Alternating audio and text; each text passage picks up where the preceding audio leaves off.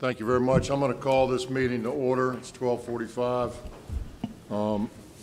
This meeting of the Commonwealth Transportation Board, our first item on the agenda, or the first thing we do each time, is to say the Pledge of Allegiance. So if you'll rise with me, please. I pledge allegiance to the flag of the United States of America and to the republic for which it stands, one nation under God, indivisible, with liberty and justice for all.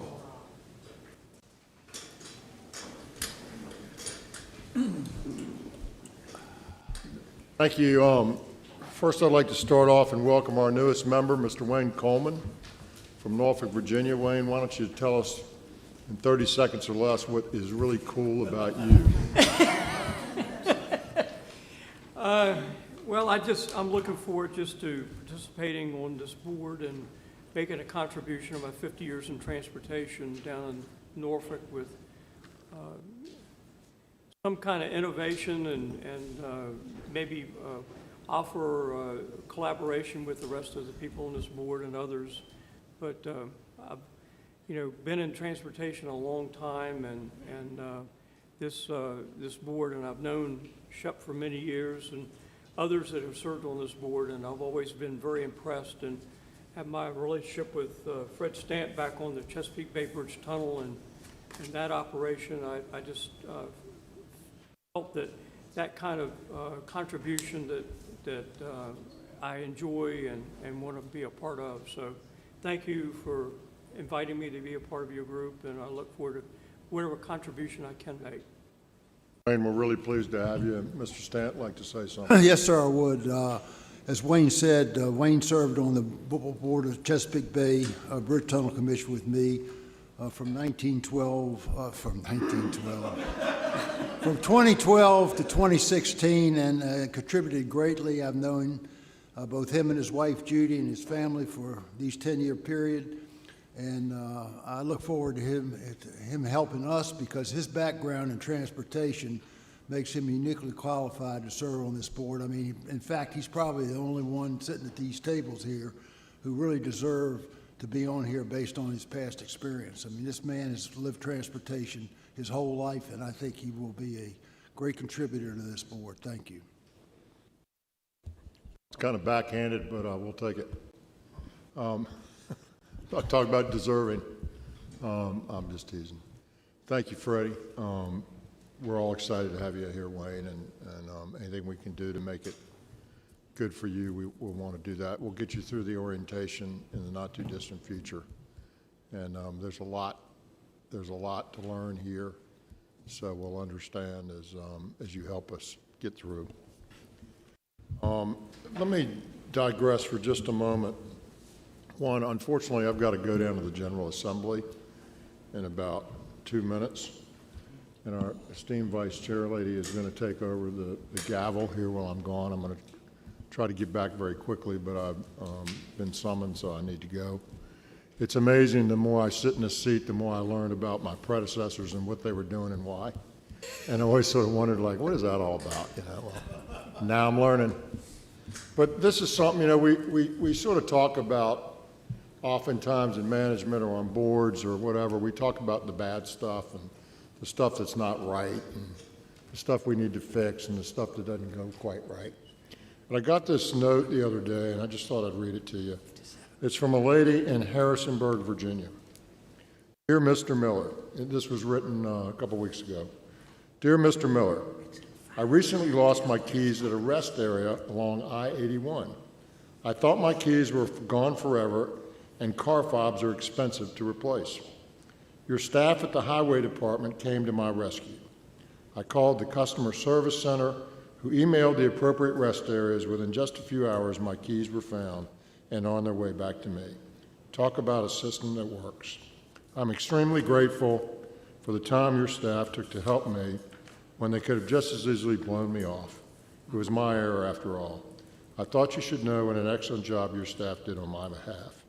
Regards, and she signs it. She's from Harrisonburg. So I won't tell you what her name is because I'll keep that private. But what a nice thing, right? And that's the point. It's that we do lots of big things that are good, and we do lots of little things that are good too. And I'm sure our vendor, I've been impressed by our new vendor at the rest areas myself. I think I've met with them, and I hope the commissioner is happy with them, because I've certainly been impressed by how customer service oriented they are. I'll tell you that I'm employing some of that in some other areas of the Secretariat. And when you go up to the rest area now, there's signs and flags out front that have QR codes that want your input. And then there's one on the door, and then there's one inside.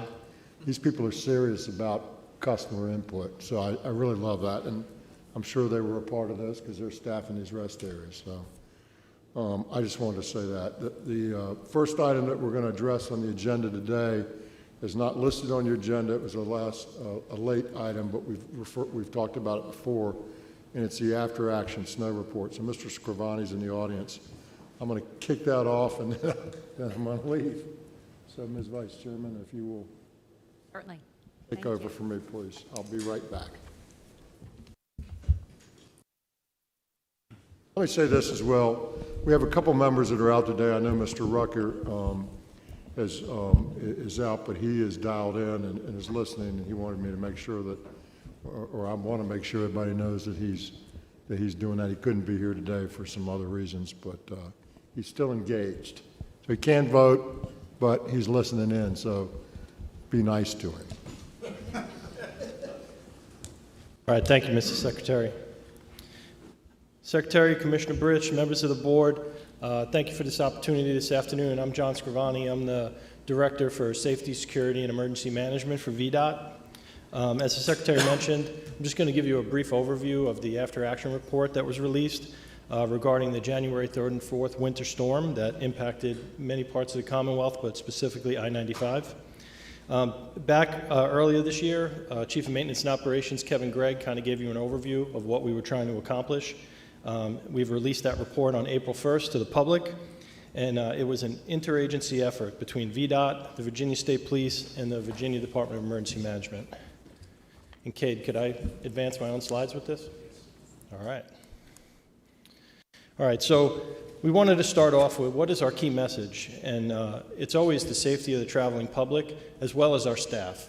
Our staff, really put in a tremendous effort out there that day. I was out there with them for over 20 hours out on the street, watching these people fall, trying to assist motorists. So again, the key message here is always safety. And we're proud that we learn from each event. We know things don't always go exactly the way we want, and we're an agency that's proven to learn from the past events, and we want to keep doing that and moving forward, and that's what this report is about. And our key focus areas for this report were improving situational awareness, engagement with our local partners, improved and consolidated planning with our other agency partners, again, continued training and exercises, and bettering our public messaging. So the report itself was led by an independent contractor that we hired. They're a known vendor to the Virginia Department of Emergency Management. This is what they do. They do these after-action reports, and they led this effort. It covered a large geographic area for our team. We covered 5 districts. People were interviewed. Over 100 staff were interviewed for this from just VDOT. I don't know the count for the other 2 agencies and how many folks they interviewed. And the goal here was to identify the potential gaps and come up with an improvement plan. And the graphic that you see there is just an understanding of what is an after-action report and what is it supposed to do. So really what this report covered is what was supposed to happen, what actually happened, why was there a difference between the two, and then what can we learn from this? So the conclusions that the report came up with, and I hope you all had an opportunity to take a look at it, and if not, I encourage you to go out to our website and take a look. But the conclusions that the vendor came up with were broken into 4 categories. Understanding the challenges that we had that day and why. Planning for large-scale closures during winter events and how we can improve that. Getting and maintaining situational awareness and messaging with the public. And I just want to break a couple of those down quickly. So for the first one is understanding the challenges, and the vendor really did a good job of breaking this out for us, is why did we see such an increased traffic volume on that day? And was it just because of the holiday, or was it because of COVID, or was it because of supply chain interruption? And we worked through that with them, and they did a really good job. and not just for that day, but what we can do in the future as we see these increased traffic patterns and changing traffic patterns. And then we were on that day trying to adjust our staff and move people around, but we learned very quickly that there were challenges with that, mainly because of the weather, because once you don't have people in and the roads become as impacted as they were, it's very challenging to move additional people in with the increased traffic volumes. And then with the pandemic, we were still in a posture of having to test employees before they worked, and people did test positive that day. We do have a lot of existing plans. We have detour plans for almost the entire interstate system here in the Commonwealth. So does the state police. But are those plans integrated with our winter weather plans? Well, maybe not 100% as good as it could have been, and that's something we're working on now to make sure we improve it. Increased training and exercise, as I mentioned. Situational awareness is a big thing, and you've probably heard that term a lot. But what we've done in this report and what the vendor has helped us identify is what are all the pieces of information and how do we put them all together? All of our area headquarters, our residencies, our districts, up and down the line, they all have their own means of gathering information. And how do we make sure we share that centrally so that the commissioner and the secretary have that information in real time? There's a lot of different nodes of information out there: social media, traditional media, our camera systems, our 511, our plow operators are giving information back to their supervisors, our snow monitors. How do we make sure we aggregate all that information into one cohesive message? And we're working toward that now. And then again, that messaging to the public is key before, during, and after the storm, and how do we improve that? And that's what we're working toward. So these are the basic areas of improvement that we've broken it into and we're working on: expanding our operational planning, improving our interagency coordination, diversify and strengthen the messaging to the public, our situational awareness, and continued improvement. And I'll break some of that down here. So we didn't wait for this report. Commissioner Britch directed us, as soon as we started to identify any gaps, let's fix them now. We didn't wait 2 to 3 months for this report to come out. We had put things in place already to make improvements. So these are some of the improvements that we've made to date. So the expanded coordination. In some of our areas, we were very good at co-locating with our partner agencies and the locals. Some places not as good.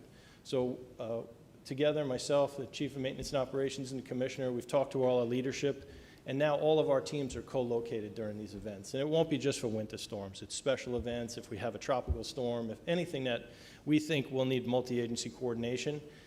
And it's been hard with COVID of trying to put everybody back in one room, but we're pushing toward that. We could do a little bit of it virtually, but we find having people in the same place, reading their body language, being able to really quickly bounce questions off them is the key. So that's what we've been working toward.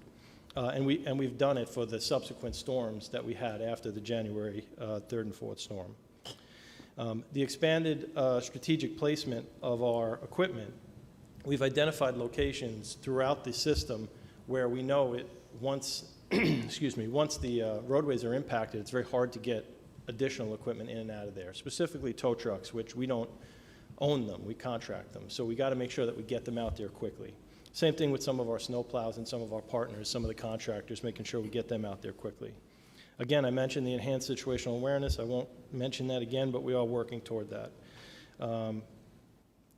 The interstate closure plan that I mentioned for the bigger events, we're also working toward making sure no one sits out on the road more than 2 hours. If we anticipate that the roadway is going to be closed for 2 hours and there's a queue that cannot move, that's trapped, for whatever reason, it can't go forward, it can't go back, we've put a plan in place with the state police and VDEM where we're going to mobilize with the local NGOs, volunteer organizations, and the local first responders to go out there, get as many of the passenger vehicles off the road as we can, and if we can't, how do we support those folks and make sure that they're okay?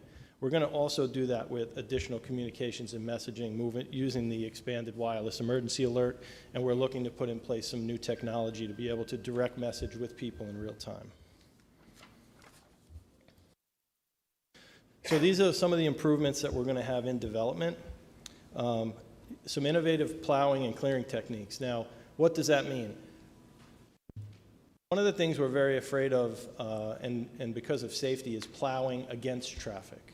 So once the cars are stopped and we know they can't move, we want to make sure that the area is clear so we can go in there and clear the road in reverse. And we did this on 95 that night. So we want to put, emergency vehicles, police or fire out in front of our plows, drive the wrong way toward the traffic that's stopped, bring the plows and the wreckers in, and then turn around and clear that road ahead of wherever the wreck is, wherever the cars are stuck. Because what we saw on 95 was, even if we cleared the stranded vehicle, the wreck, the disabled, they still couldn't make it up some of the hills because the road wasn't clear yet. So our normal process is plow with direction of traffic. If the traffic's not moving, we can't do that. And when the cars are on 95, 5 abreast, all 3 lanes in both shoulders, we figure we got to do something different. So we're coming up with a plan now. We've done this a little bit already, but we're also going to quickly move our resources from primary roads and secondary roads out to the interstate and make sure the interstate never gets stopped. We want to make sure that we're way ahead of it. And we know that some of the primary roads might get a little bit behind, but we can't lose the interstate, so we're working toward that now. As I mentioned earlier, we're refining those interstate closure plans with the other agencies. We're going to refine our internal and cross-agency emergency plans for large-scale closures, not just interchange to interchange if we have to close larger sections of the interstate. And then enhancing awareness and understanding how regional impacts can impact our roadways, where if something in Maryland or something in DC or something in North Carolina will impact our roadways, not just from weather but from other things, we're trying to make sure that we're able to message those folks as well. We know most of our messaging is Virginia-centric for a storm. And what I saw out on the road personally was more than 50% of the people I encountered were not from Virginia or ever planned to stop in Virginia and never looked at our weather. All they did was get on the road, start driving, get stuck.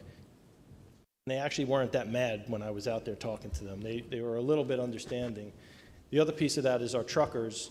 They don't know their equipment that well, and that's something we got to work with the trucking industry, because most of the truckers I encountered did not understand how to use their equipment, especially in bad weather. So just a few more bullets and then I'll wrap up. We want to improve our overhead messaging, the signs. We want to make sure that the information we're giving people, they absorb it correctly, and we're working with partners to understand the human factors of what people see, and how do we coordinate all of our messaging across the entire landscape of what we're trying to do. We put out press releases, we put on overhead messaging, we do 511, we do social media, we do media interviews. How do we make sure that's all the same message and wrapped up? And we're working with our communications team to do that. Real specific stuff is we're working with the trucking industry. They have an in-cab messaging system that we're working with them so that we can direct message right into the cabs of the trucks, and we're working with our research council on that. And then, as I said, the use of that wireless emergency alert, we're going to hopefully deploy a new technology where once we send that alert, that you get that Amber Alert on your phone, that you'll be able to click a link and opt into a messaging service where we can now direct message you. You could tell us how many people in your car, if you need anything, and we can have a dialogue with folks if we need to. It'll also tell them that if there's a true emergency to still call 911.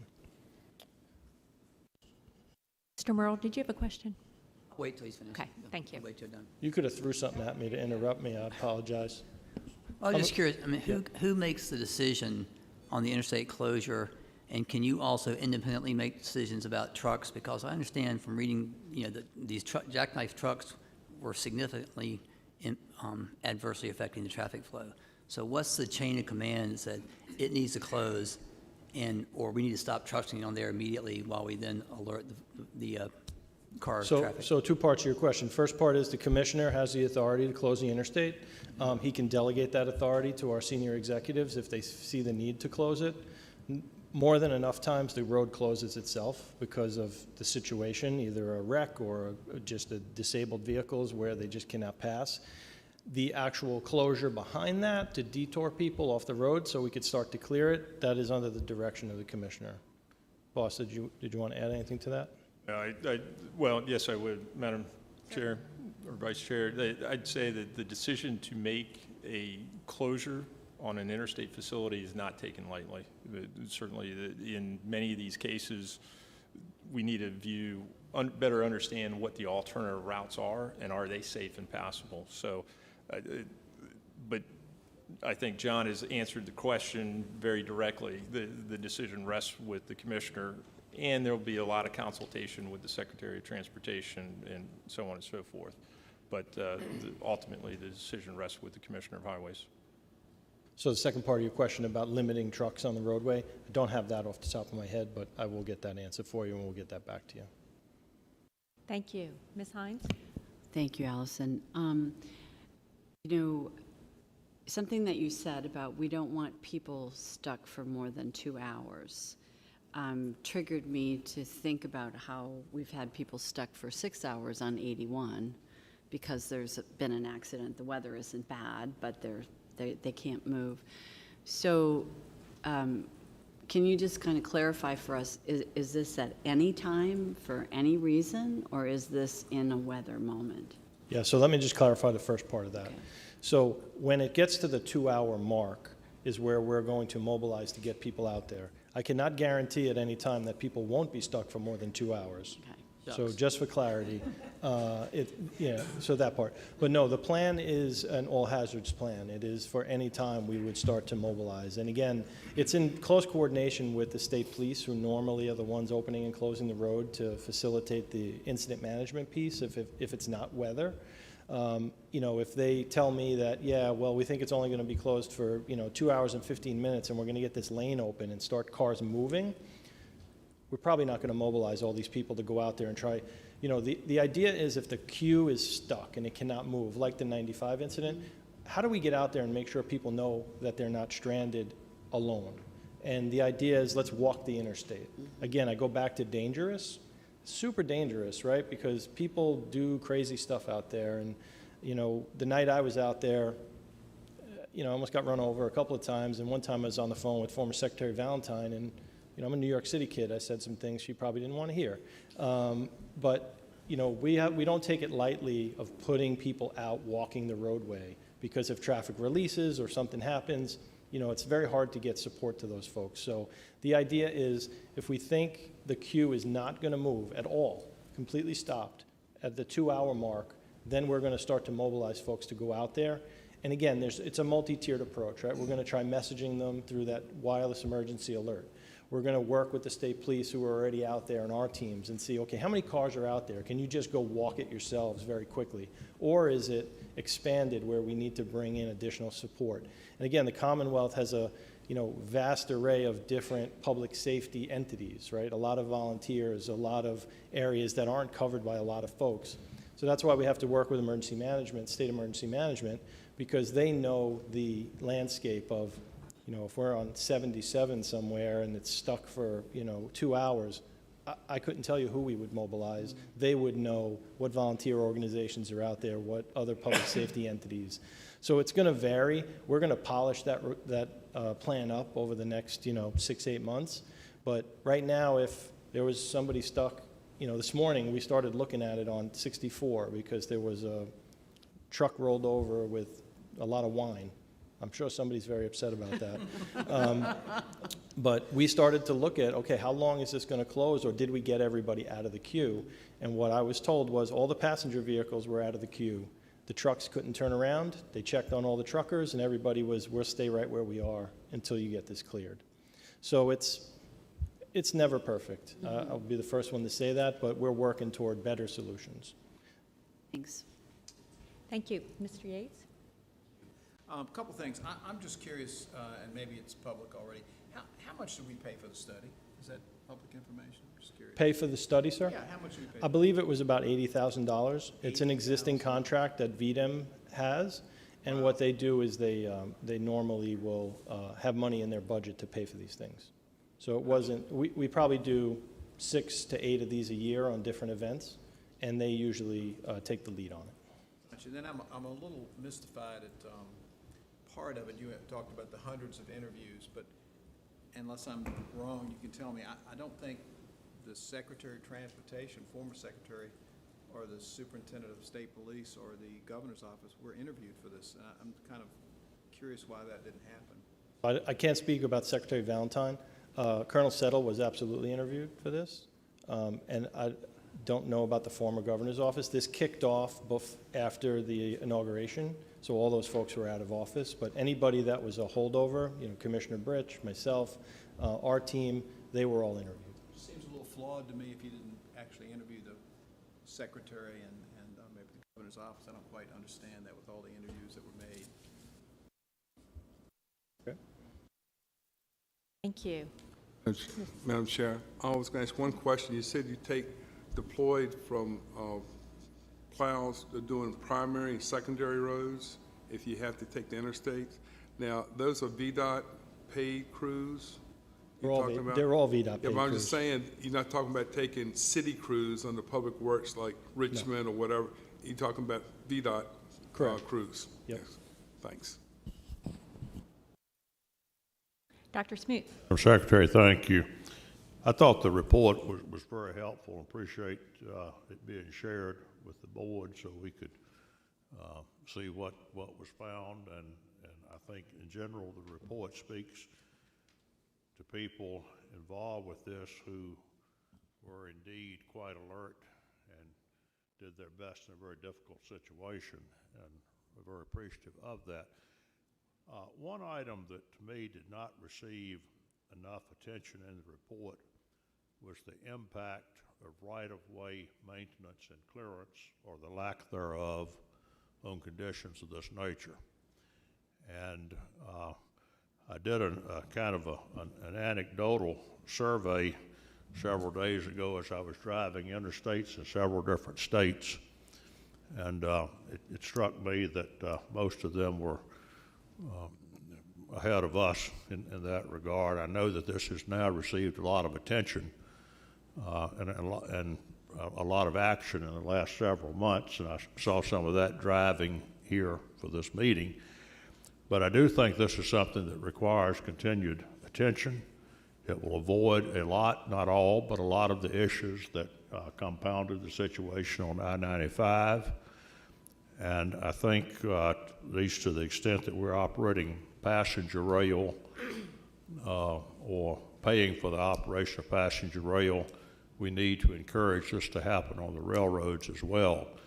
CSX, by their own acknowledgement, had over 700 trees across the railroad between Richmond and Alexandria during that storm, which resulted in about a 2-day closing of the railroad, which should be a dependable source of transportation in emergency situations.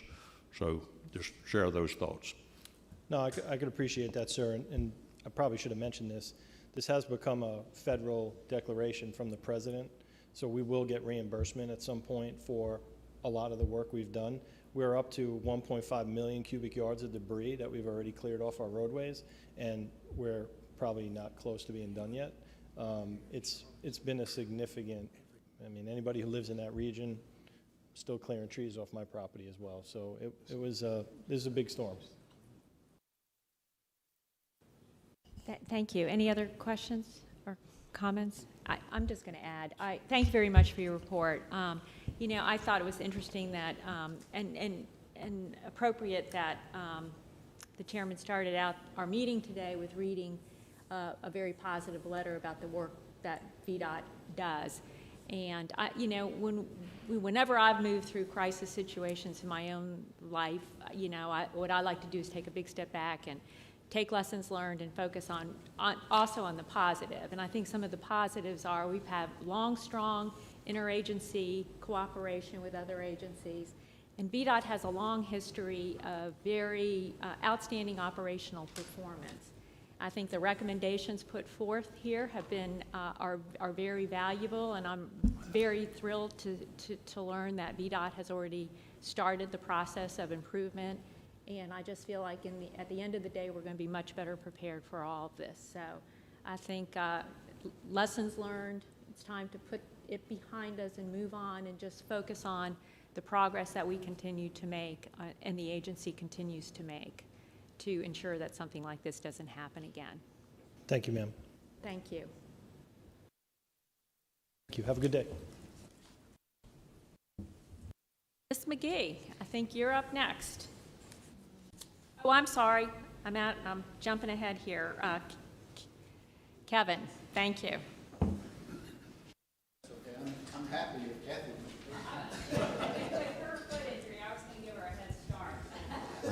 I understand. Good afternoon, members of the board. Here today to give you a brief, you'll notice there's a little difference between my accent and Mr. Scrivani's, so if you have any problems, just let me know. So, I'm going to give you a brief update today on their traffic operations program, and next month I anticipate that part of our team will be at the Innovation Subcommittee with Cathy McGhee to answer any details or give details of some of these programs as we go. So don't hesitate to, if you see something that you have a question about, don't hesitate to just jump in as I go through there, because a lot of times once you pass it, it's hard to go back. So when I first came into this job, the commissioner, one of his charges was that he wanted to align our organization to be traffic operation focused and future focused for operations. Tenet was that, you know, we can make our pavements as great and bridges great, but if we can't move traffic, then it doesn't make any difference. So that was his charge. And last year, in 21, he authorized me to put together a kind of a tiger team. We called it an Operation Technology Leadership Team to start making this happen. And as you know, when you have 20 things you're working on, it's hard to get 20 of them done. And that's what we had. We had a lot of initiatives going on, and they just kind of went on and on. And so the commissioner's patience was about like mine, I guess, so we decided we needed to get some of these wrapped up. So we narrowed it down to about 10 items, and we put this team, we took 3 folks away from their normal job and put them on doing this full-time to make this happen. So that's what we did, and they're here today, and they'll help me answer questions. So if you guys could just stand up. John Shaw on your right, Riley Rayo, and Dwayne Cook are the 3 folks that worked on this. Thanks, guys. Nothing is broken. Nothing was broken. Matter of fact, we have one of the best traffic operation programs in the country, but we can't rest on our laurels. We must get better, and we have to be prepared for the autonomous vehicles, for delivering data to those type of vehicles, for variable speed limits, and on and on and on. All the things that are coming. A lot of initiatives were going on, and our charge was to prioritize them, bring them to closure. That was about 13 months ago. And so here we are today to give you a report on where we are with that. So when I say traffic operations technology, these are the things I'm talking about. You can see just the list on the right. We have over 30,000 IP addresses on our traffic operation items out in the field. Over 5,000 miles of fiber right now. Over 3,100 traffic signals, message boards, and we know how critical they are. Mr. Scrivani just went through some of that as well.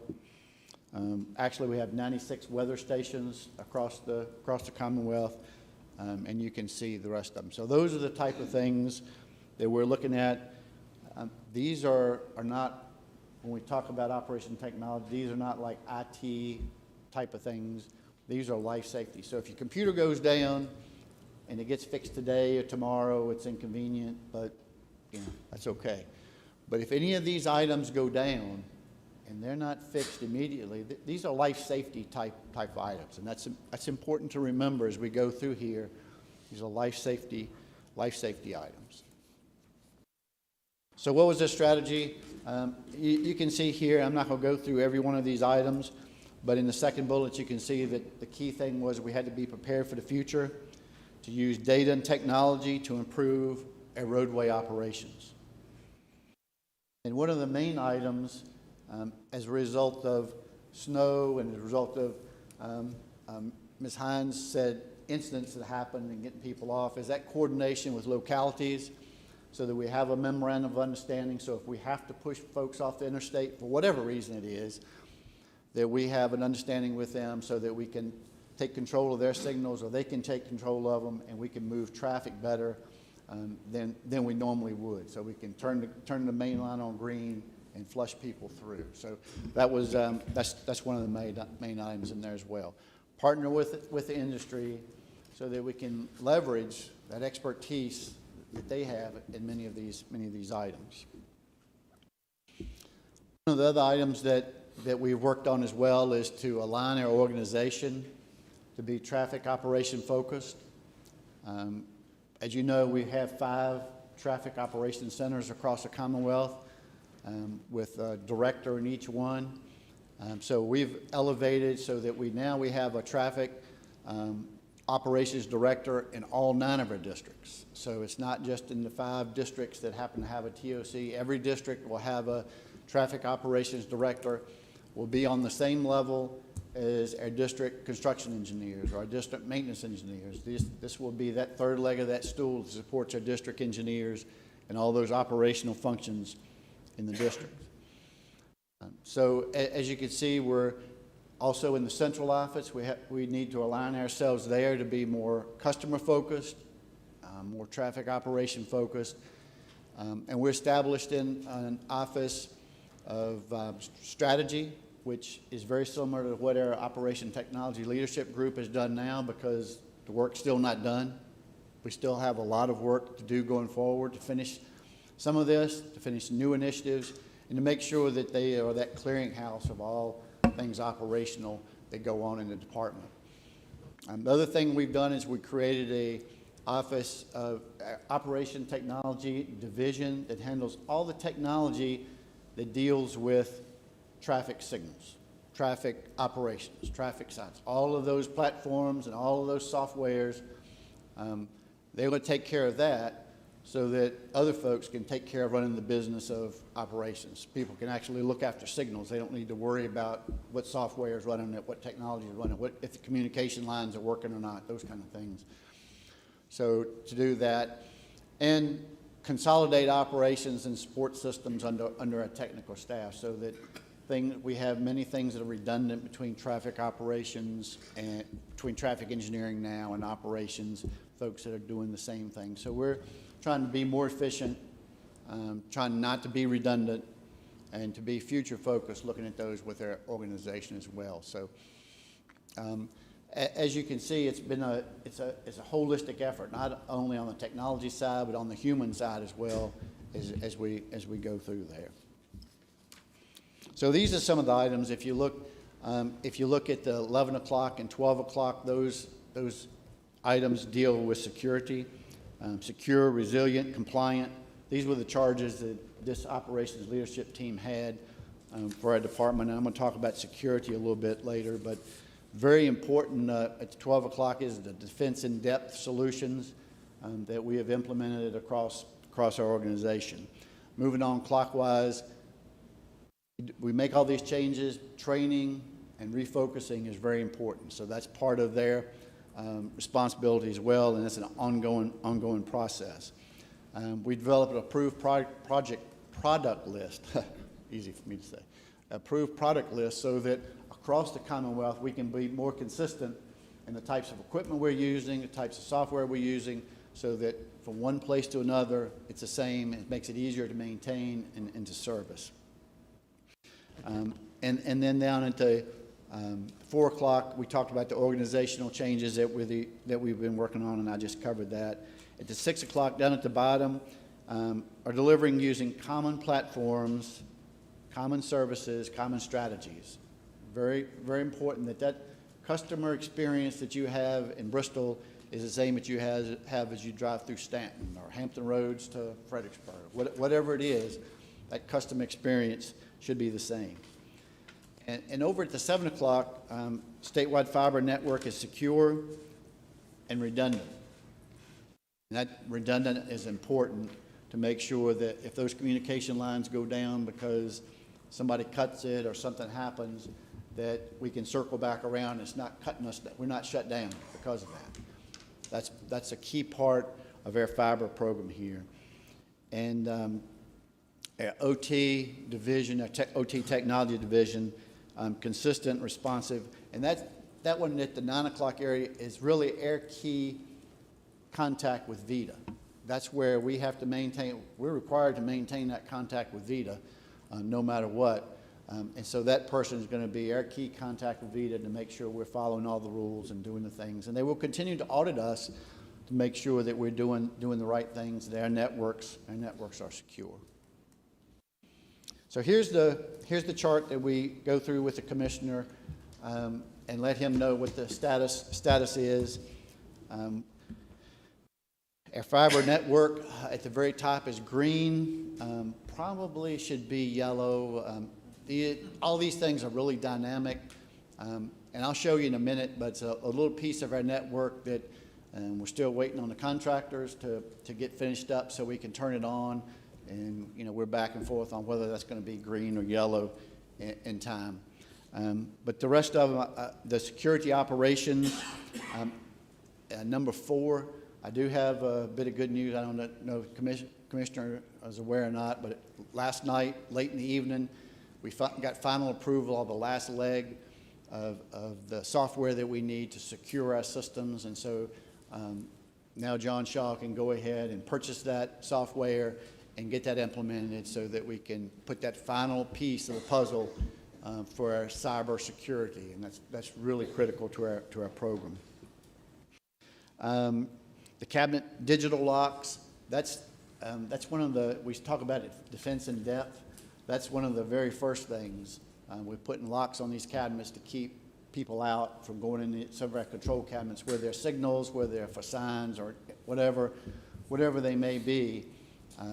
Those digital locks have been installed and are probably about 75% complete.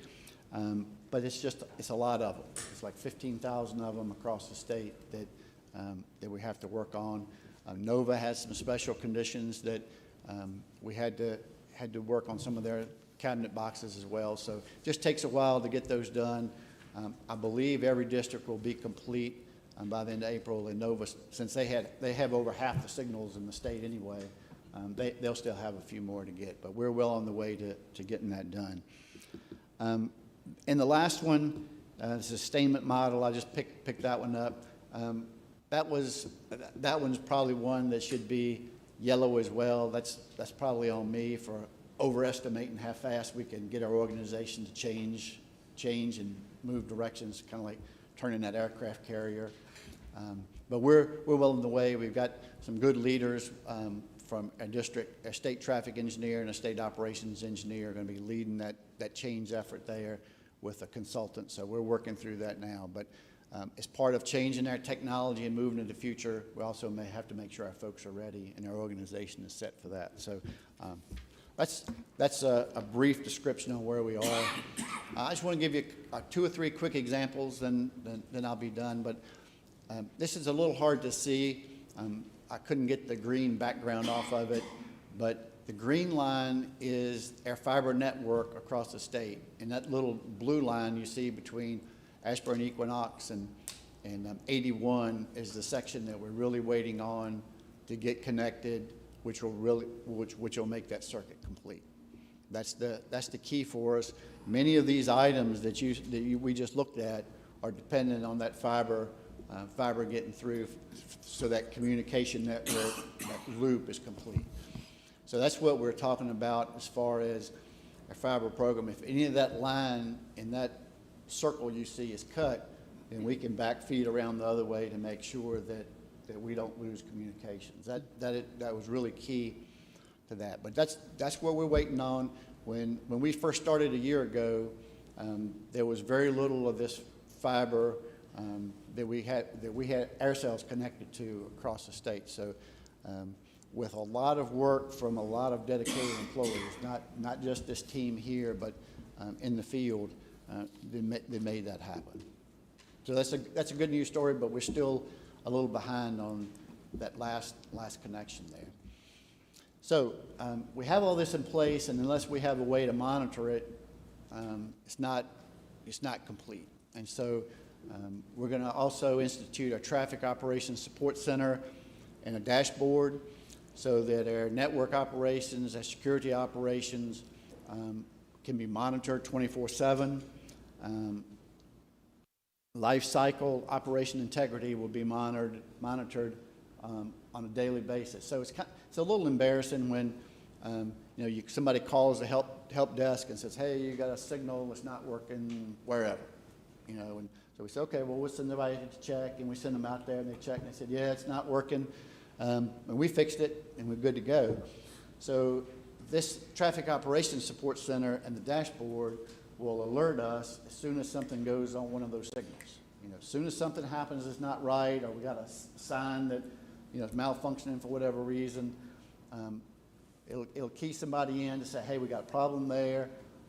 They'll have a bunch of standard operating procedures, and they say, okay, this is what I do. You know, call Marty, he goes out there and fixes it, and we're good to go. So that's the key, is we need to get these things, we need to know about them faster, and we need to be able to get out there and get them fixed. And we want to do it before somebody calls in and tells us. So we're trying to get on that proactive area. So this is going to be very important for that. And this Central Office Traffic Operations Support Center will also support our existing TOCs that we have. They're not going away. They're still there. They're still running, and they're still supporting the SSP that works out of there. So that's an important link to give us the information we need to know and to be able to respond quickly to anything that happens. Madam Chair? Yes, sir. Kevin, this question may have been more appropriate for the last presenter, but I'm really happy that y'all have got this new focus, and even by calling it something different, it can train people to think more like that. Yes, sir. But how do you specifically in the incident we had with the snow, how do you blur the lines between the districts? Does the system you're describing seems like it would go a long ways towards doing that when you've got a decision team in the Richmond district and a decision team in the Culpeper district, and it's snowing like crazy between them. And you know, people work for this district and not that district. So how is this going to lend itself to that? I think this will help in that, like you said, instead of having Nova doing one and Richmond District doing other, and they may do their signs, and Nova will continue to coordinate with Maryland, but this Traffic Operations Support Center will help monitor that so that we can coordinate those signs between our Traffic Operations Center, so that we'll have standard messaging that we use, and we'll have that central center will be able to look over all of the state and coordinate those, so that we're just not having one district post signs that are particular to them. So not only should we be posting signs for, if we're talking about the snow, about Nova and Richmond, because they're the ones connected, but also folks coming from Hampton Roads, folks coming from Northwest, out 81, out 64. No sense driving all the way, you know, in and thinking you're going up 95. I mean, to a response to an event like that, I suspect the system would be wired up and hard running then. Yes, sir. That's when its value would really come into Right. effect. Yeah, that's the value of having one system that can look statewide over all of our devices and all of our systems that will support those traffic operations centers that are in those regions. Commissioner, do you have? Madam Chair, Mr. Williams, I think if you can go back one slide, Kevin, that certainly in the box of the TOCs, it talks about situational awareness. So this function is going to have situational awareness for the entire Commonwealth, whether it be a snowstorm, a hurricane, or a major crash that impacts neighboring districts, and recognizing what is being posted, what devices are available, what devices are not available, and global situational awareness, not only here in the central office, but anyone can take a look at where we are device-wise or operation-wise at any given time. So one other part of this is, the other item out of this is talking about our cybersecurity.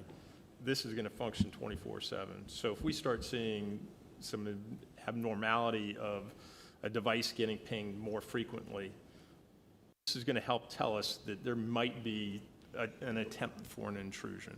And so this globally is not only day-to-day operations, device readiness, but it's also protecting our investment in our operations technology. So, you know, I view this operations center in the dashboard as being that leading indicator as to what we have available at any given time, but also if there are problems or I'll call them yellow flag issues, things that may be of concern that we need to investigate now before they become a critical element that we need to address. That was great. Madam Chair, Sir. I had one question. Thank you. This is very good information. In looking at the map, you said there are 3 traffic operations center. Is Northern Virginia handled by the Richmond? There are 5, yes, sir. Oh, there are 5. We have one in Nova. Okay. And one in Richmond. Hampton Roads, Stanton, and Salem. Okay, because I couldn't see the one in Northern Virginia. So the Commissioner leads me right into this next slide. This is just a brief of our cybersecurity tools and implementation. So at the bottom is really the key. At the bottom for our cybersecurity is defense in depth, has to be a resilient design, proactive monitoring, continuity of our business operations, and this one is really important. It's on the end, but it's really recovery and restoration. So it's cool to be able to identify that you got something happen, but what happens, what is your recovery plan, and how do you restore your system back to the way it was? That was, sorry, Mr. Kasperwitz is not here. That was one of the questions he asked, and that was the, when the governor came down to talk to us, that was the first question he asked was about cybersecurity. And I told him this, and he said, well, what's your recovery plan?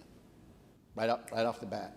And so that is a key part of it. So we're working through that, and now we're to the point where we've got our last piece of the puzzle in the equipment and the tools that we need. Now we go back and see we're building it, and what are our standard procedures for a response plan and restoring that system back to the way it was. And that was, the commissioner said, you know, we identify that. Well, we track those now. We just don't have a dashboard or folks that sit there, you know, 24/7. But we track, people ping our systems all the time.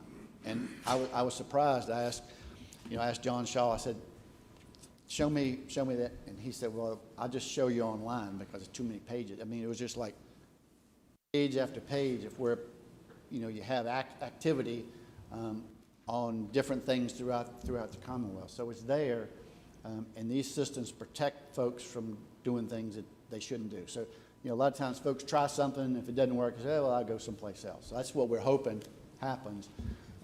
But if somebody tries it and you find a crack, we need to make sure that we can respond quickly. And so this, lastly, the security instant event management was the one that we just got approval for yesterday evening.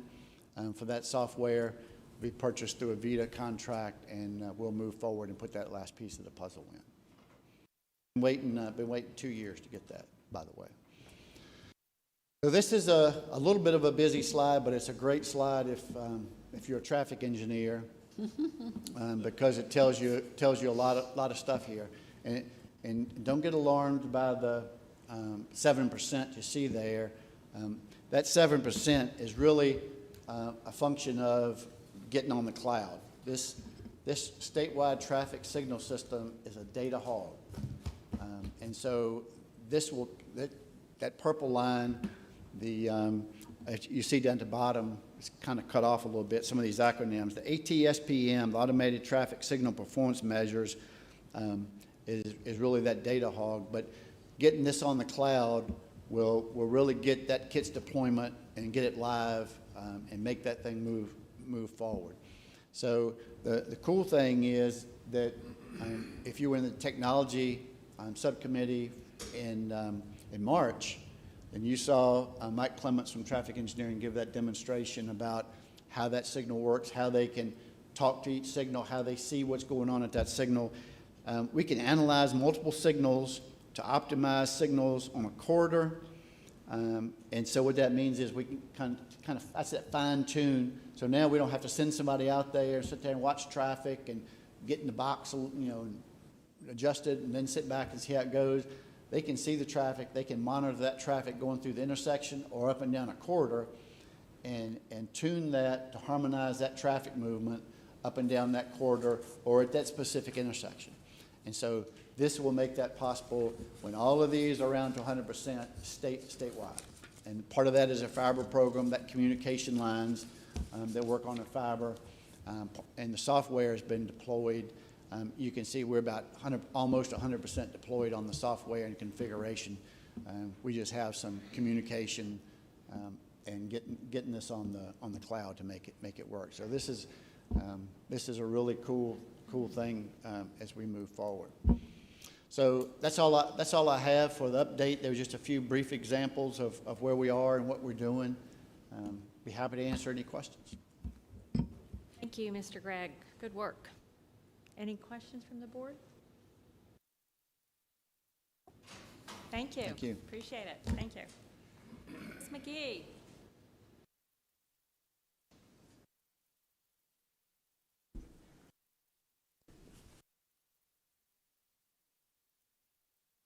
Afternoon. Afternoon. I'd like to take a few minutes to share with you today the proposed projects for inclusion in the update with regard to the ITTF funds. So I have, now I don't remember how many projects there are, but we'll go through them. Just as a reminder, ITTF stands for Innovation and Technology Transportation Fund. And again, that funding is specifically to be used for funding pilot programs and fully developed initiatives that help to meet these goals: reducing congestion, improving mobility, improving safety, providing up-to-date travel data, and improving emergency response. So we can't do anything we want with the money, but I think these are pretty important goals, and we've been very successful in finding good projects that help us get there. So today I'm going to talk to you about the new projects we'd like to include in the plan going forward. And again, we reached out to a number of groups, including those that you just heard Kevin speak to get good ideas for projects.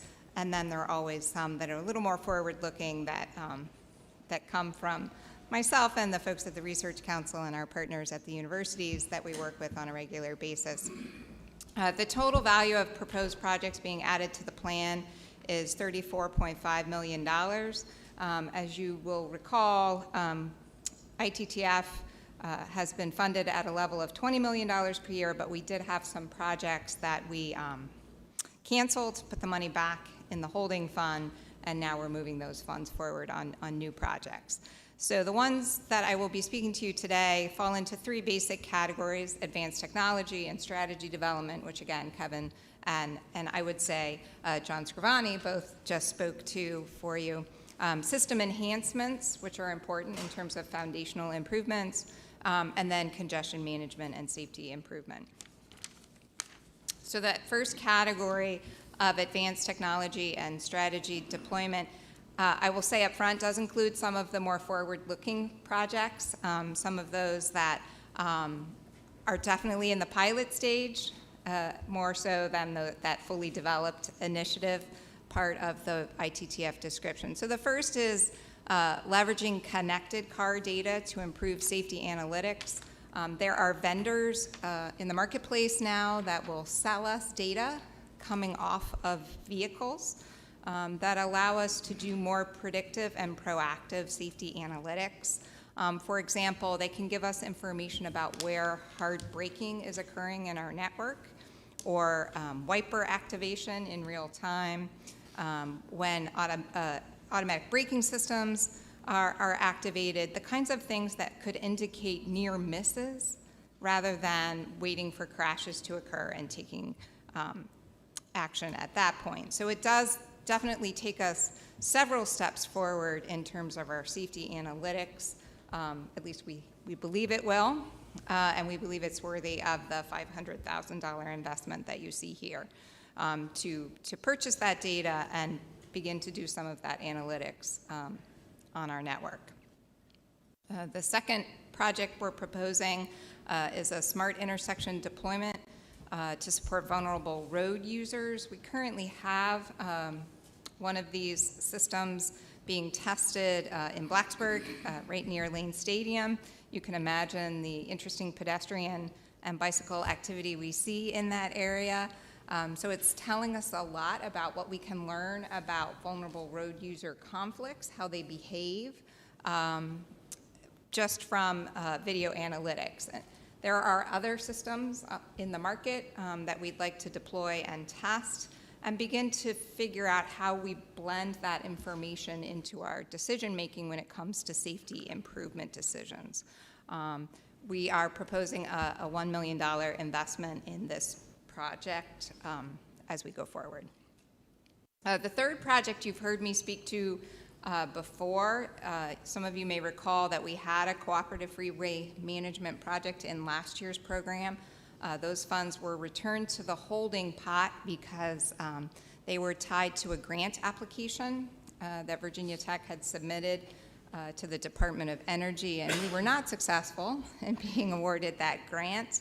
But we would like to move forward. We believe that this really is taking us in the direction of the connected and automated vehicle arena, and begins to bring together a number of projects that we've been doing with more traditional means, like our variable speed limit project, some ramp metering projects, and takes the emphasis off infrastructure deployments and into the vehicle directly. So if you can imagine a ramp metering application where you're receiving information in your vehicle that tells you when to enter the traffic stream. It's looking upstream, identifying a gap for you to enter, and telling you when you should leave the ramp and enter that gap. Could have tremendous impacts on safety for sure, but also on traffic flow, particularly in our more congested urban areas. This project would involve both a partnership with VTTI, who we've been working with on these concepts for quite some time, but also, very importantly, an auto manufacturer. If we're sending messages directly into the vehicle, we need to have them as a partner in our project. This is a $3 million investment because we need to make investments both on the infrastructure side from a data perspective, as well as having a vehicle fleet sufficient to be able to test our concepts. The next project is part of a grant application that some of you may have heard about. Again, Virginia Tech, the larger Virginia Tech this time, is pursuing a grant through the Economic Development Administration at the federal level. They have what they're calling a Build Back Better program. It's a very large grant potential, up to $100 million per grant awardee. I think the Virginia application is more in the $50 million range. Our contribution would help them to meet their cost share obligations. We would be focusing on an automated and electric heavy vehicle testbed along the I-81 corridor. There are quite a few partners in that corridor, including Volvo Truck, who has announced an electric vehicle line as part of their plant, and a number of other partners in the corridor who could make this really a very meaningful demonstration pilot for freight movement, both automated and electric. $3.4 million, again, as cost share to that grant, should they be awarded. The next project is, John Scrivani mentioned it in his presentation earlier, this real-time information dissemination for commercial motor vehicles. Obviously, weather is one particular time when being able to communicate directly with these heavy vehicles is very important, and having messages that are very specific to their capabilities and routes available to them is important to us. But it's also important when we have work zones that we want to make them aware of. Specific elements of our geometry, think the S-curves on I-81. We can geofence messages specifically to commercial vehicle operators and provide them real-time information that really enhances safety for all users of the roadway. So this would be a partnership with a private sector organization that has that in-vehicle messaging capability, and we're proposing a $2.5 million pilot for that application. The next project is dynamic lane use. It is hard shoulder running, but it's a more technologically advanced version of hard shoulder running, where it's not just time of day based, but it's actually dependent on conditions. So we would open and close that shoulder to traffic, when it's needed to extend the capacity of that particular segment of roadway. We are seeking to do it obviously as infrastructure light as possible, but we do want to demonstrate the benefits of that responsive, dynamic part of hard shoulder running. This one is more expensive because there is infrastructure required, and there is some, in terms of sensor capability, we need to know when there are vehicles in the shoulder. We also need to know what's happening on the roadway overall, so we know when to turn that shoulder use on and off. So it is a $12 million investment.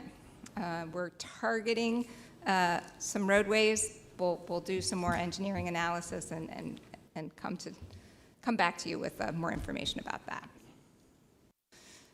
So if we move to the next category, system enhancements, we've talked a lot about weather impacts to our roadway. VDOT has made investments in advanced road weather information systems. We acknowledge that technology changes rapidly, but it's also important to take a step back and figure out exactly what data we need in order to make better decisions about managing the network during weather conditions. So this really is a study to evaluate those data needs and then to take the next step and figure out what exists that will allow us to collect that data effectively and efficiently, and what that will cost us, where we need to put it and what we need to put out there. So it's a $500,000 investment to figure out what the next generation of advanced road weather information systems should look like. The next project Kevin just finished talking to you about, and that's the Traffic Operations Support Center, which brings together the Network Operations Center, the Security Operations Center, and the Emergency Operations Center, and allows that cross-communication that he spoke to very well in terms of the importance of that center. So that's $1 million investment. Again, really foundational to what we're trying to do overall with our traffic operations program. The next project, also something that Kevin spoke to, and this is security threat prediction. Constantly monitoring our system, looking for potential threats to our operational technology environment. This would give us predictive capability, again, a machine instead of a person that's constantly looking at those threats as they come at us and alerting to any potential issues in our network. A $1 million investment there. Several years ago now, you approved the Regional Multimodal Mobility Program, or RM3P, because the other way is just too much to say. That project is moving forward really well. We're really excited. Our data exchange platform is under development. It was the first program element to move forward, so we're bringing all of the regional data into one platform on which other program elements will layer on top of. So we have the decision support system, which will help to help all the agencies in the region make better decisions about traffic management. And then we have the dynamic incentivization, which I've talked to you about before, which will encourage roadway users to make different decisions when conditions warrant that. Unfortunately, as we've moved forward, all these program elements are coming online at different times. And since the data exchange platform is the foundation, it came online first, and we need funding to keep it up and running while the rest of the program elements come online, and we have time to evaluate the overall benefits of the system. So this funding will allow us to extend the evaluation phase long enough to get that data to come back to you and report on return on investment on the overall RM3P program. So that's a $5 million investment. The last category of projects is congestion management safety improvement. So we do have a couple of ramp metering initiatives in Northern Virginia. on 95, 66, and 395. Some of those are to install new meters, while in other cases, we're actually upgrading our meters. In all cases, the ramp meters will be adaptive. How many of you have sat behind a ramp meter in Northern Virginia or anywhere? And you can sort of time it, right? You can 1,000, 2,000 green, 1,000, 2, yeah. All right, so an adaptive meter is going to look at traffic conditions upstream and change that metering rate so that we can maintain smooth flow on the main line. Obviously, under very congested conditions, occasionally we're going to have to flush that traffic. We can't have the ramp traffic backing up into the neighborhoods. But in general, we want to maintain smooth traffic on the main line by changing that metering rate at the ramp and keeping everyone flowing. So that's what that project is.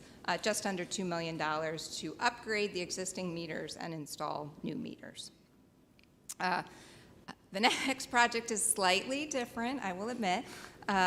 Animal detection warning system on Corridor Q. There's a fun fact for you, and some of you probably knew this. Bristol District has one of the largest elk populations in the southern United States. I did not know that. They are very large animals, and if any of you have hit a deer, that's a significant impact. Hitting an elk, a whole nother level above that. And so we're looking at technology to help us both detect the presence of elk and to warn motorists that they're there. I've spoken to you before about the animal vehicle collision systems that we've investigated for deer. Fencing has proven to be our most effective option on I-64. So we're going to look at different options here and see, given the terrain, what works best, and the larger size of the animal, what will work best in this environment. Just a study, $200,000, and it's actually getting ready to kick off. We're running this through our research council. Or you could train them to use the ramp metering system when they get going. We could tag them, make them part of the connected vehicle environment. Might work. Drones, I think drones. The next project, Kevin just talked a bit about the progress we've made with our signal systems and all the advancements. The automated traffic signal performance measure initiative is part of that. That was up the shortest part of the shortest ring you saw on that diagram. But those of you who were in the technology subcommittee meeting 2 or 3 months ago heard about the really impressive return on investment we're seeing from this performance measure work. So one of our districts is interested in looking at some additional detection that would enable additional performance measures. We're going to do this as a pilot to see whether or not it does, in fact, increase that return on investment before recommending it for a more widespread deployment. So this would be focused in one district, and then we'll look to see whether it makes sense to incorporate in the ATSPM work statewide. $1.2 million for that work. And then we have, again, I think it goes back to what Kevin was saying about being able to manage traffic effectively, no matter whether it's on the interstate or the arterials. In Hampton roads, so many of our arterials are managed locally because they're within cities, and so they're locally managed facilities. This project will develop a concept of operations for cooperative management of devices, so that everyone sees the information coming from deployed devices, and management strategies can be developed in an interagency manner between VDOT and the city of Suffolk.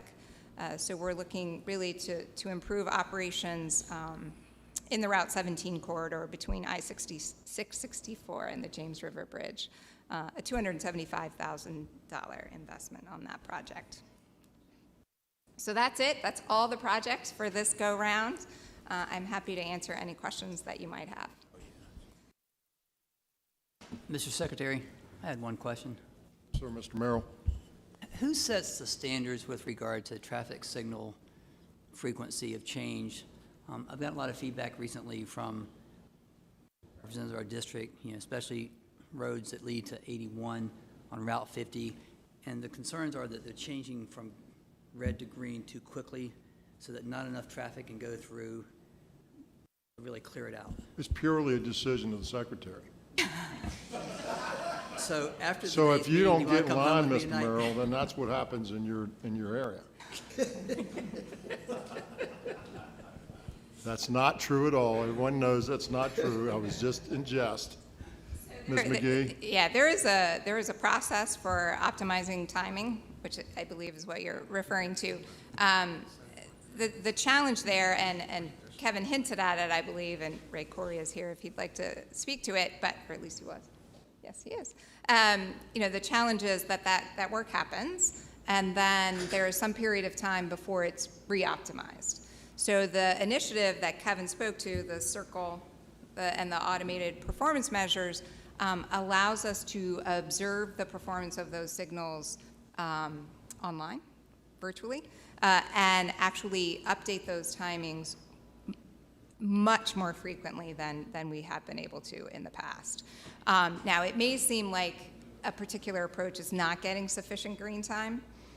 Part of the challenge for VDOT is managing what we call mainline flow.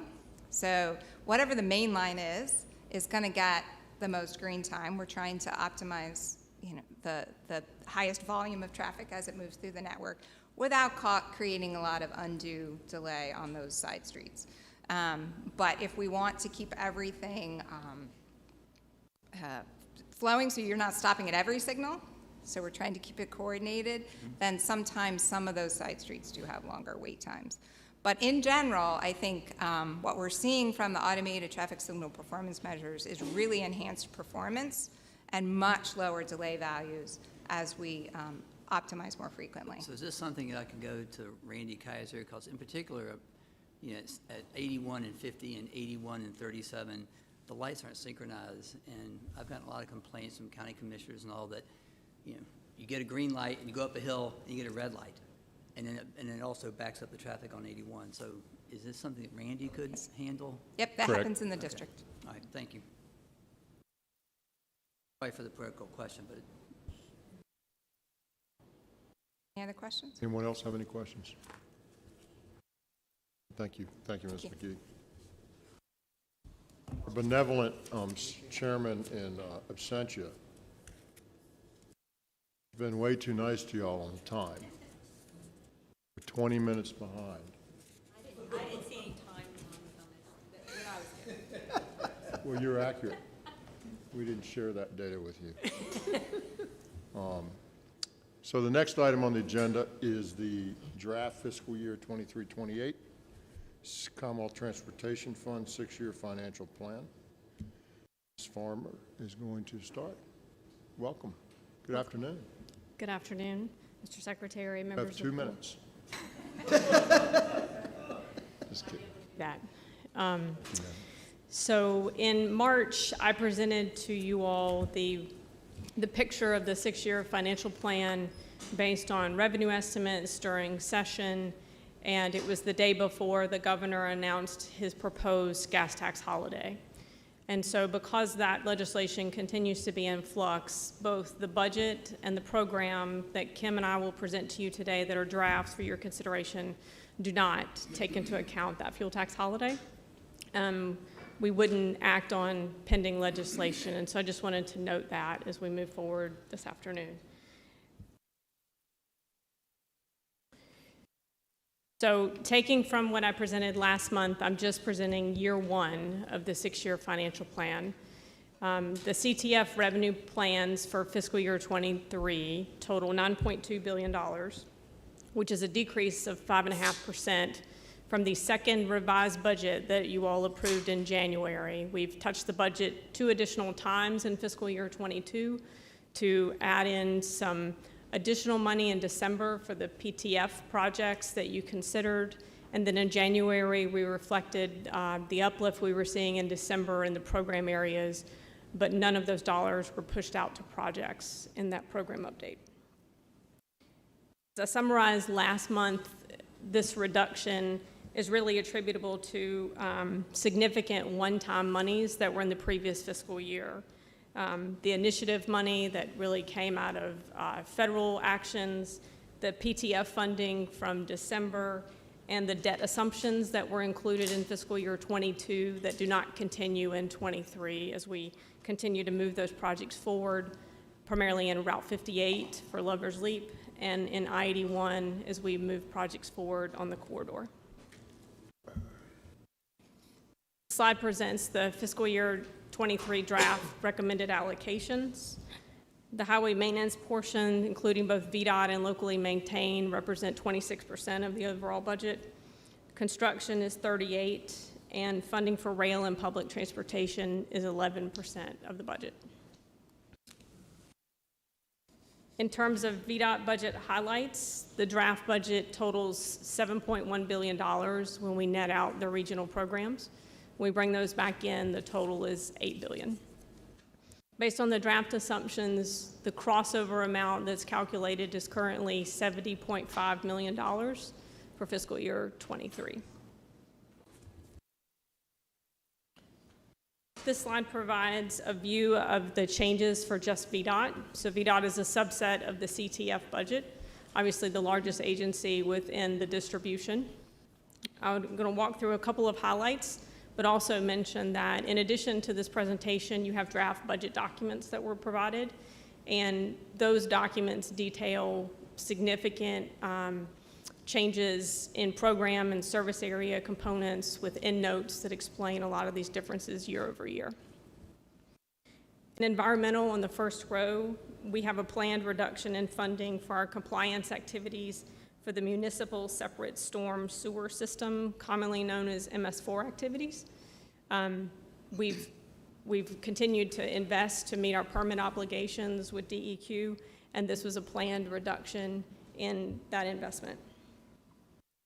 In the planning area, the next row down, over half of that increase is represented by the city street evaluation that I talked about last month. We've committed to evaluate city street conditions and the city street payment methodology based on General Assembly budget bill language that is currently in all drafts of the budget being considered. In construction, I've talked a lot about one-time items that were in construction in 22, as well as the debt programs. Our maintenance program has significant growth of just over 4% year over year. In the area of toll facilities, the facilities have some continued recovery after COVID traffic impacts, as well as I-66 inside the Beltway will transition from HOV2 to HOV3 in the middle of the fiscal year, and we do anticipate that we'll have a small revenue change for the facility. We'll continue to work on the details of those budgets between now and June. I just want to provide you what we were seeing there. The other changes are planned investments, either for pay increases in our admin area. The special structures change of $20 million is the codified commitment to special structures beginning in fiscal year 23, taking that program to $80 million. It will then begin to grow by the CPI rate each year. So in summary, we continue to monitor General Assembly actions. If they take up the fuel tax holiday, we would implement its implications in the program for the final. We would make those changes between now and the final you consider in June if they become real to the financial assumptions, and bring those recommended final budgets to you in June. That concludes my comments today. I doubt I met 2 minutes, but I tried. Mr. Secretary. Sir. 2 questions. The proposed reduction of the grocery tax affecting transportation, we were told last meeting is $130 million for a year, or $65 million if it's half a year. Is that included in this presentation too? Yes, sir. We felt confident that versions of both of those bills were in pretty good posture coming out of regular session. And I think it's just a timing issue. I don't know of any other issues that will stop that piece of legislation. So we've assumed that it will be effective in July on the safe side. And the gas tax holiday, I've heard, is, if it's in place for what, $450 million for those 3 months, Laura, about? Just about. Just about. About 43.5 million in the current year, if it goes in place May 1st. And then 393.5 in fiscal year 23. Okay, thank you. Yes, sir. Mr. Secretary, Mr. Chairman. Ms. Hughes, just, Ms. Hughes, then Dr. Smith. just to follow up on Bert's question. So I know we're all hoping that the General Assembly may not take this gas tax holiday, but if they do, so there's an impact in this year's budget, and then there's an impact in next year's budget. What happens to projects, Laura? So in the current year, with that reduction, we would roll forward into 23 assumptions, right? When we saw the uplift in the December revenue forecast, as the Northam administration was leaving office, we took that uplift and programmed it to program areas, but not to projects specifically. And so Kim will explain to you that those were imbalance entries. The only thing that was put on projects was the IIJA bridge money that year one to really help us get those projects going. And so those are the only projects we took action on the uplift out of the December revenue forecast. Is that uplift sufficient to cover this holiday? I mean, it would just like zero the whole thing out? Don't have my math in front of me. I believe so, but I can follow up and give you that complete answer. But yes, ma'am. In terms of the balances, we had not fully programmed that, and so I envisioned that it would. But when Kim presents the program, obviously the draft, she has made those adjustments, and so the draft will reflect a programming of those funds for your consideration, but not projects moving forward based on those assumptions. Okay. And then my last question is, we are still waiting on the General Assembly, the U.S. Congress to do the appropriation attached to the transportation authorization. Is that correct? Or did I mix the words up? Right. So we have, in the last few weeks, gotten that first action. I think there was more immediacy tied up with activities for Ukraine, and I think our annual allocation got piggybacked to that. So we had progress on the federal front, and so we've seen some uplift in the bridge area and some adjustments they've made to the bridge data, inventory data that drove the distribution to the states. We'll have some uplift for that for the final, but we're also taking a look at what we assumed compared to the final numbers and what we'll have to do in the upcoming months to make those changes. But I don't have any significant federal change to make for the final numbers. Okay, so really it's only just in that bridge area that they have actually taken moving toward releasing the money. Yes, we do have an annual notice, right, Wendy? Yes. We've gotten the full annual notice for fiscal year 22, which will take us through September 30th on the federal calendar. Okay, but we were expecting more, right? That yes, there's potentially significant uplift in a number of other programs, federal programs, but that is not in here except for bridges. Is that right? We did not advance projects except in the bridge area, and in the last week or so, we've gotten a small uplift of, I think, $8 million in the bridge annual allocations for that 5-year program. Thank you. Dr. Smoot. Thank you. Laura, I understood you to say that the $500 million or so reduction for the FY23 budget is largely attributable to one-time funding items which are occurring this fiscal year. Did I understand that correctly? Okay, is it right to believe that most of that relates to non-state revenue or not?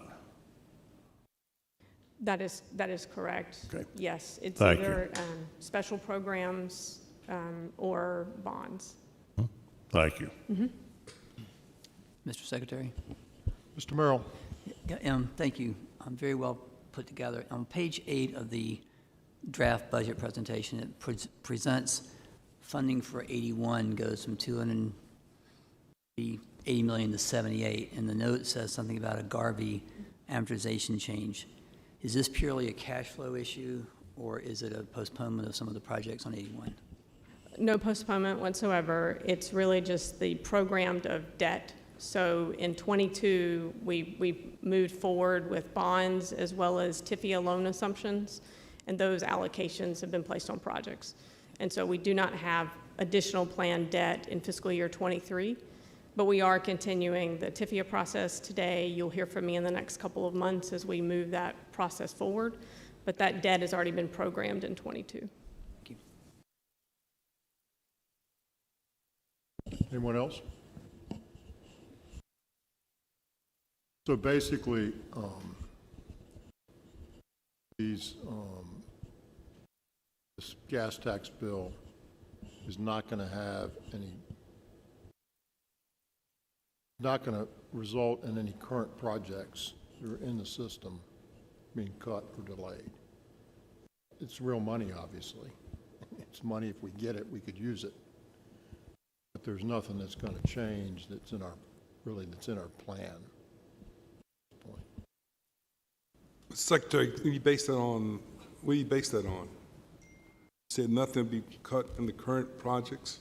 Because I've had a couple of people representing different localities in my district asked if any project can be cut. So obviously I'm not privy to all the finances. So you said nothing's going to be cut in relation to any projects that are currently been approved? So Ms. Farmer, if you want to reiterate what you said, be more clear, perhaps, or at least to reiterate it. So the revenue uplift that was programmed, or that was available to transportation in December, was included in January's budget details and program update that you all approved. All of that uplift was reflected in balance entry accounts for future programming.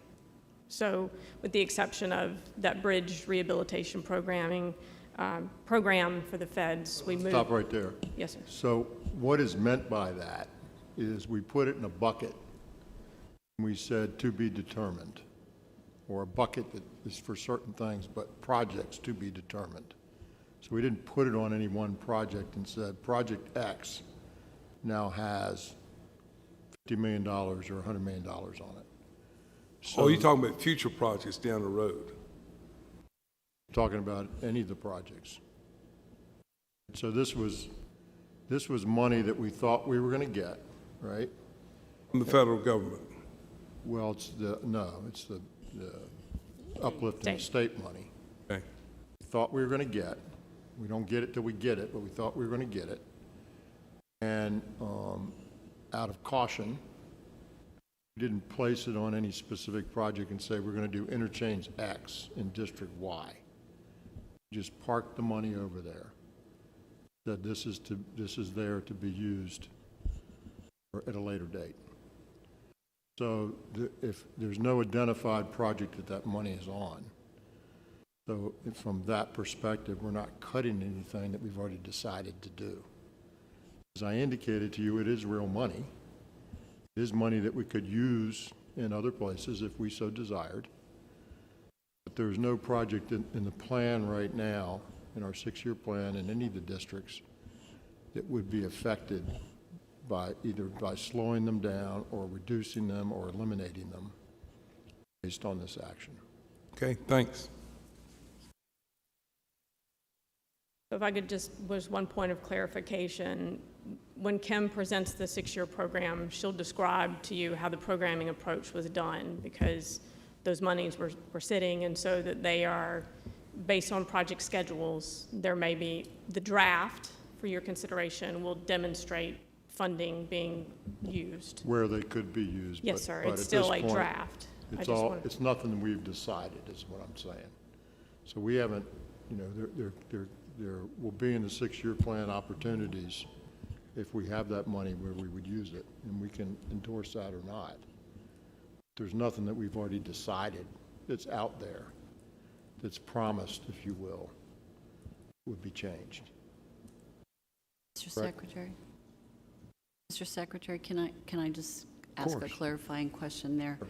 So, and I know Laura's going to get up and talk to us in a minute, but you know, we all have our 6-year plan meetings coming up, so our localities are looking in the book, you know, what is going to happen in my district. And some of these buckets were just, you know, expansion of an existing program. Now we had more money in it. So what are our localities going to see? Are they going to see these are for sure projects, and then, you know, these are possible projects if there's more money?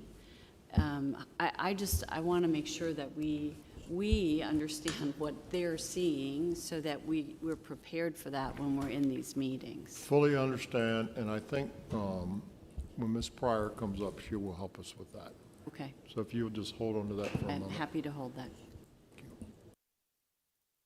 Anybody else? The analogy, I like my house analogies that I've used over the years. So we put it into our repair fund, okay? We just didn't decide what windows we were going to fix, or what painting we were going to do in which room, or which HVAC system we might work on. It's in the repair fund, or the construction fund for the new den off the back, right? We just haven't decided what any of those might be. Fair enough? Sir. Thank you. Any other questions? Thank you, ma'am. Thank you.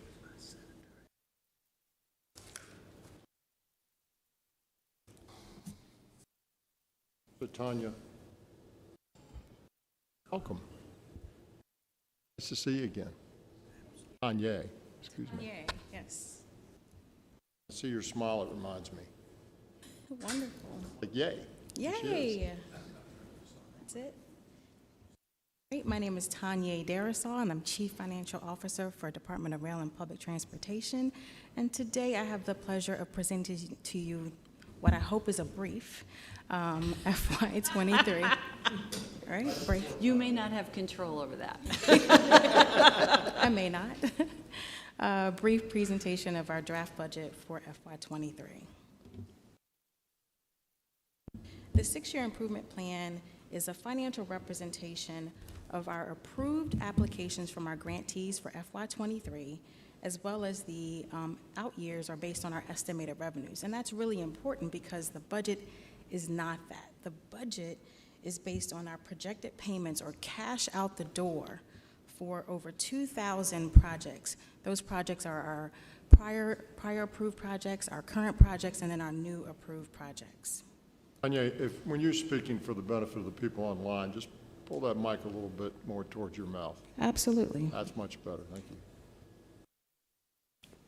The slide that you have in front of you right now is our projected spend for FY23 for the transit program. So we are projecting to spend $870 million to support the transit program, with the top spending being in 3 programs.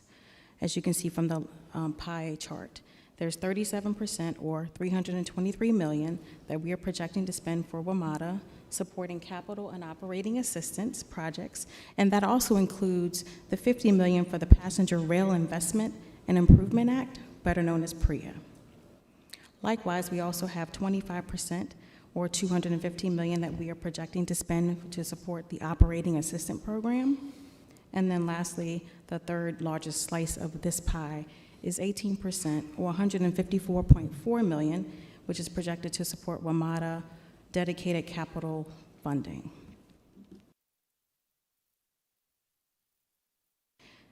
RPT is projected to spend $37 million on the rail program, with top spending in 2 programs. Approximately half of the rail program will be spent on the freight, which is the freight rail enhancement to increase goods and highway throughput projects, which are designed to support rail infrastructure investments like the several terminal expansions at the port. and approximately 1/3 of the program will be spent on rail preservation projects that benefit the 9 short line railroads.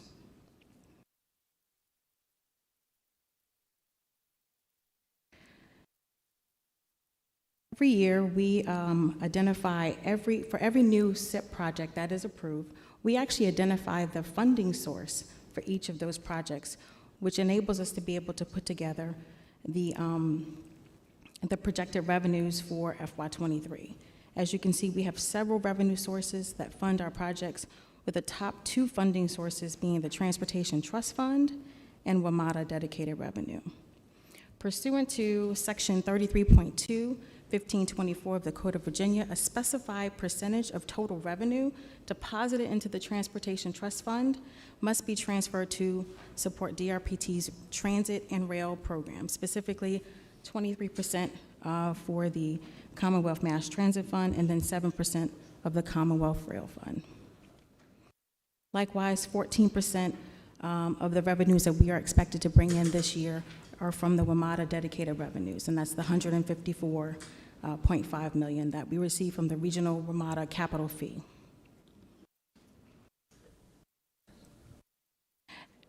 And as Laura indicated earlier, this does not include any of the gas holiday, the impact from the gas holiday. In total, DRPT is recommending a draft budget of $1.1 billion, and this also includes the $185 million for payments to VPRA to support transforming rail in Virginia. This slide visualizes a 7-year comparison of the agency's operating budget. So pursuant to sections 33.2, 1526, and 33.2, 1604 from the Code of Virginia, up to 3.5% of the Commonwealth Mass Transit Fund, Commonwealth Rail Fund, and Rail Preservation Fund may be used to support the agency's cost of project development, project administration, and project compliance. It's important to note that in FY22, an additional $8 million has been added to the agency operating budget as a result of the uplift in revenue in FY22. However, based on projected spending for FY22, we have determined that the funding is not needed, and therefore the $8 million has been returned back to its originating sources, that being the Commonwealth Mass Transit Fund, Commonwealth Rail Fund, and the Rail Preservation Fund. This graphic illustrates that on average, DRPT's agency budget has increased by 5% each year, and historically, the agency operating budget has represented approximately 2% of the overall DRPT annual budget. Last slide is a year-over-year comparison of FY22 based on what was approved in January, side by side with the FY23 budget. The draft budget, there is a slight increase in transit and rail, $48 million for transit programs and an additional $10 million for payments to VPRA. In total, the net increase from 22 to 23 is approximately 6%. Are there any questions? Mr. Chairman, to assist with my remedial education, what is the source of funds for the Transportation Trust Fund? The Commonwealth Trust Fund. So, I mean, is it essentially just general fund tax revenue? No, there's no general fund money that comes into us, right? We're a segregated entity, which makes us somewhat unique, right? There's sometimes we get a little general fund here or there or something specified by the General Assembly, but all of ours are dedicated revenue streams. They come into the Commonwealth Trust Fund, then there's $80 million that comes off to special structures. There's another $80 million that comes off to another fund, and then we divide it 5149 highway maintenance to construction, and it flows on down through. So the sources, as you recall, with the omnibus bill and some other things, we cleaned all these weird, they were not weird, they were hard to decipher mechanisms that got us our money. Okay. And now it all pours in the top and filters all down. Most of which, I will tell you, is not discretionary towards where it goes. Most of it is by statute or Okay. by budget bill. So within buckets, we have discretion. But how much goes into highway maintenance versus how much goes into construction, we do not. How much gets distributed to the trust funds, rail, transit, airports, VPA, et cetera, is all in statute. So the money's all coming to the top, and they're all dedicated funds. Thank And you. We'd be happy to, Mr. Coleman will be getting a brief on that. I get one about every month. I gotta pull the diagram out again, make sure I understand it. But it's a heck of a lot easier to understand now than it used to be, I'll tell you that. Does that answer your question? Yes, thank you. Thank you. Other questions for Tanyea? Thank you very much, ma'am. Well done. We'll be moving towards Ms. Hines' question. Ms. Pryor, next item on the agenda is the draft 23-28 six-year improvement plan or program, and we'll start with Ms. Pryor. Thank you. I'll be presenting details about the draft fiscal year 2023 to 2028 six-year improvement program to you today. The draft is valued at $19.6 billion. This is a decrease of $2.5 billion over the 22 to 27 program that was the revised 22 to 27 program that you all adopted in January. That overall decrease is largely a result of releasing the planned allocations of Garveys, as we discussed previously with you all, as well as large balances available in fiscal year 22 dropping out of the six-year window.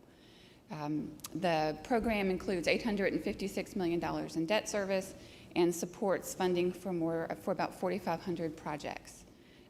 In addition, the current program includes about $3.8 billion of funding provided by others. So when we see that drop, understand why that drop is there, right? Again, it's a combination of one-time spending in the previous period and the Garvey release, et cetera. Correct. And so it's really not if you looked at our plan over 10 years, right, you would see this sort of hump would relate to 22 or in the draft in the 22-27 budget it would relate to 22, and you'd see we continue to increase from where we were other than that hump. I'll point out that a significant decrease is a result of HR TAC funding provided in fiscal year 22 to support the HRBT expansion, which is dropping out of the six-year window, and that's a substantial amount of the cut. It's like $700 million. $800 million. So it's money. Does everybody understand that? So HR TAC money comes in, goes out, and it's reflected in those previous numbers. And it's $700 or $800 million. It's no longer there because we've spent it, or they've spent it.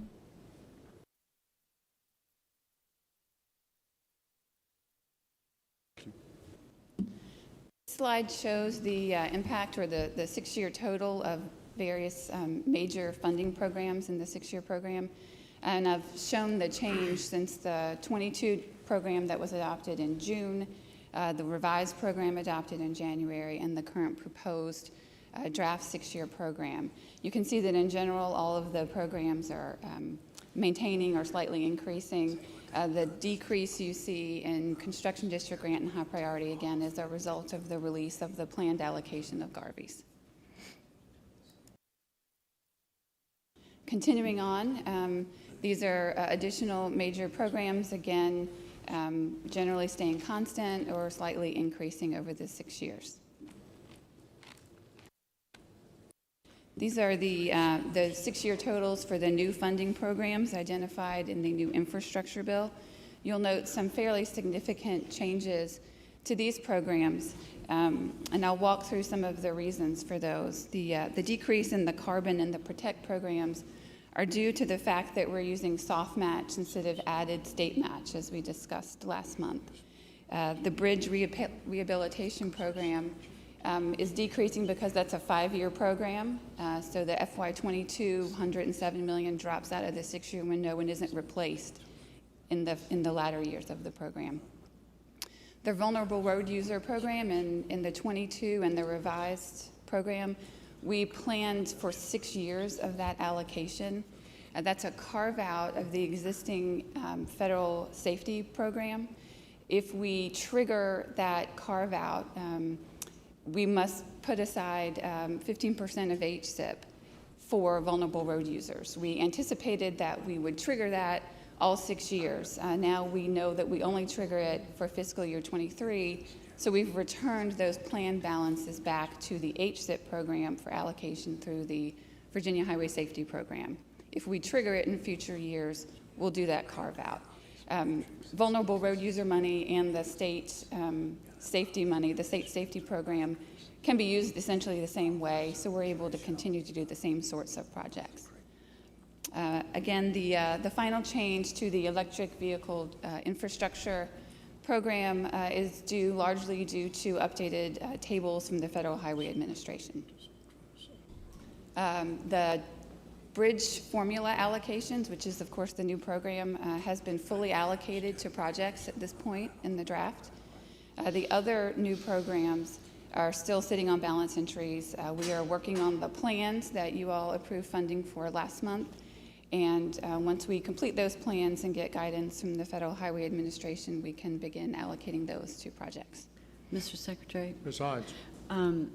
So the vulnerable road user thing really jumped out at me, as everybody might imagine, given where I'm from. And one of the things that I liked about this and this larger allocation was that, to me, it was really giving a signal about the importance of dealing with bicyclists and pedestrians, and that we were prioritizing that as a state, albeit because they have this trigger. And I think it helps, honestly, at the locality and the regional level to know that there's going to be funding for this program. One of the debates that happens a lot at NVTA is, well, can we do this thing that protects bicyclists and pedestrians with our MVTA dollars? Or, there's a back and forth. So to me, this was a very clean way to say, we're going to prioritize this. So Kim, I heard you say, the safety, there's another program that we have that we can use these monies to also address this, but it's not going to send the same message.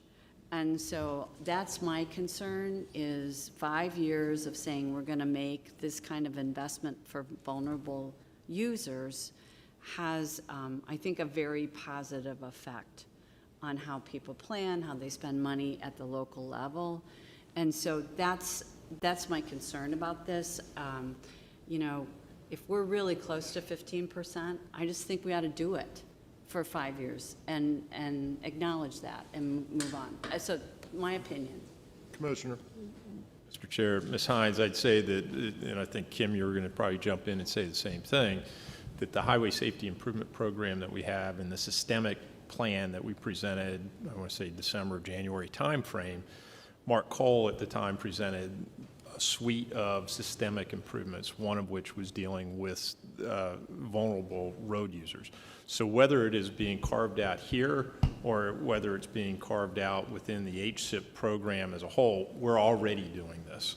And so that HSIP plan that we presented in that same time frame that laid out those systemic improvements did exactly the same thing, whether it's a carve out or not. So let me make sure I'm remembering the right presentation.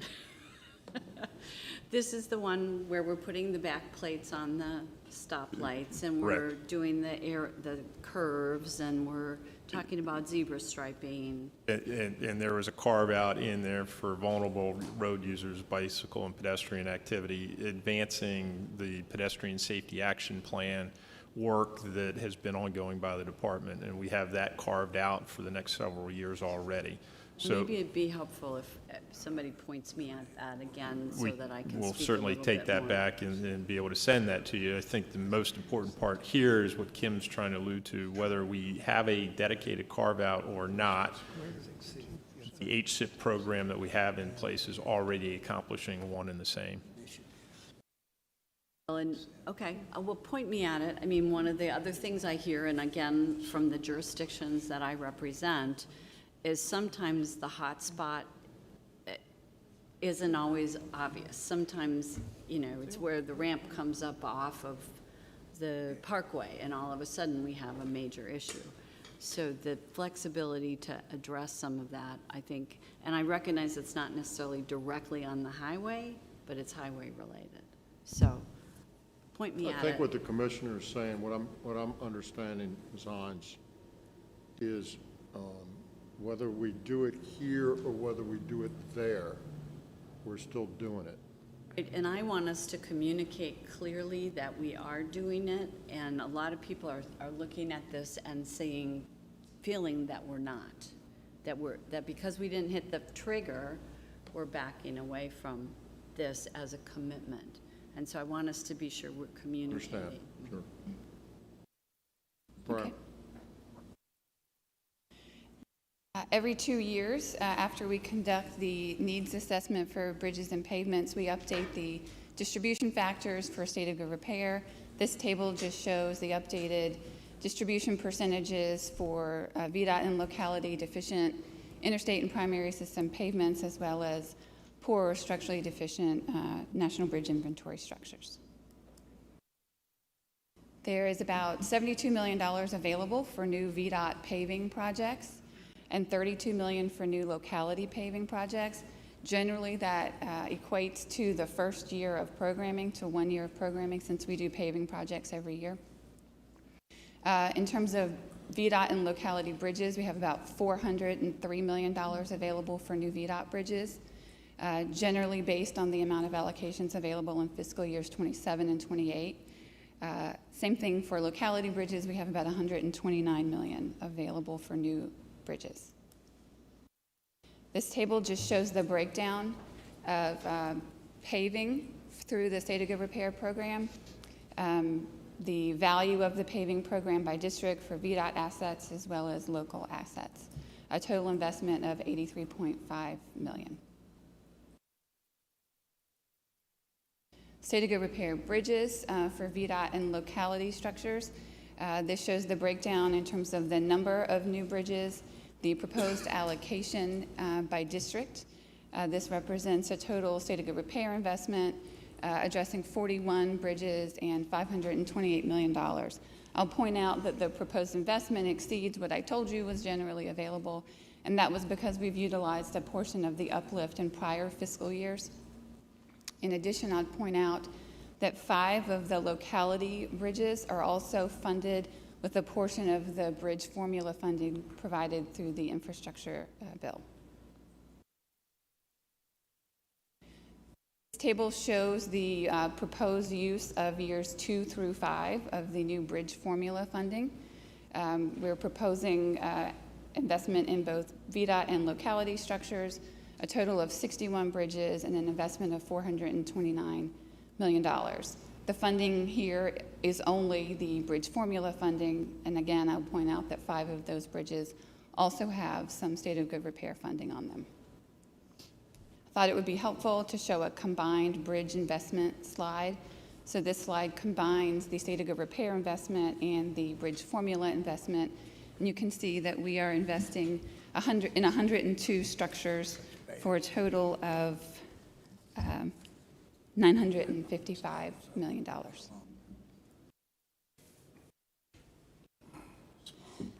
Ms. McGhee already talked about the proposed ITTF projects. Generally, there's about $25 million available. We usually utilize the first year of allocations because these are innovative projects. We don't schedule them 6 years out.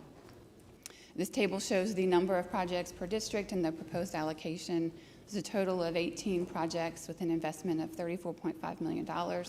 We were able to utilize some allocations and some unallocated balances in prior fiscal years to supplement the $25 million that would have otherwise been available. Revenue sharing. We were finally available to accelerate allocations on projects that were selected for funding in the FY21 to 22 cycle, but funded in FY25 and 26. We utilized $30 million in fiscal year 22 allocations to accelerate those paving and rural addition projects that really suffered from needing to wait until the last years of the program to advance. We had $70 million in fiscal year 23 and $100 million in fiscal year 24 that we again allocated to those projects based on their schedules. There's $200 million in revenue sharing state match available for new selections. That will now be programmed in fiscal years 25 and 26, bringing the revenue sharing program forward to years 3 and 4 of the program from this point forward. We have staged the acceleration of the funding for the FY21-22 projects in the program, but again, this is still pending approval in the General Assembly. This chart just shows the number of projects receiving revenue sharing and the proposed allocation of revenue sharing state match. I'll note that we have 23 million more than what would typically be available due to unallocated balances from prior fiscal years. This slide shows the selections from the TAP program. There's about $62 million available for allocation. This utilizes the uplift from fiscal year 22, and we have held fiscal year 23 and 24 to pre-IIJA levels, partly because there is some pending legislation or pending items in the budget that may impact the use of TAP funding. The chart shows the number of projects by district as well as the proposed allocations. I will point out that some MPOs are still completing their project selection processes, and so this number will grow by the time we have the final 6-year program.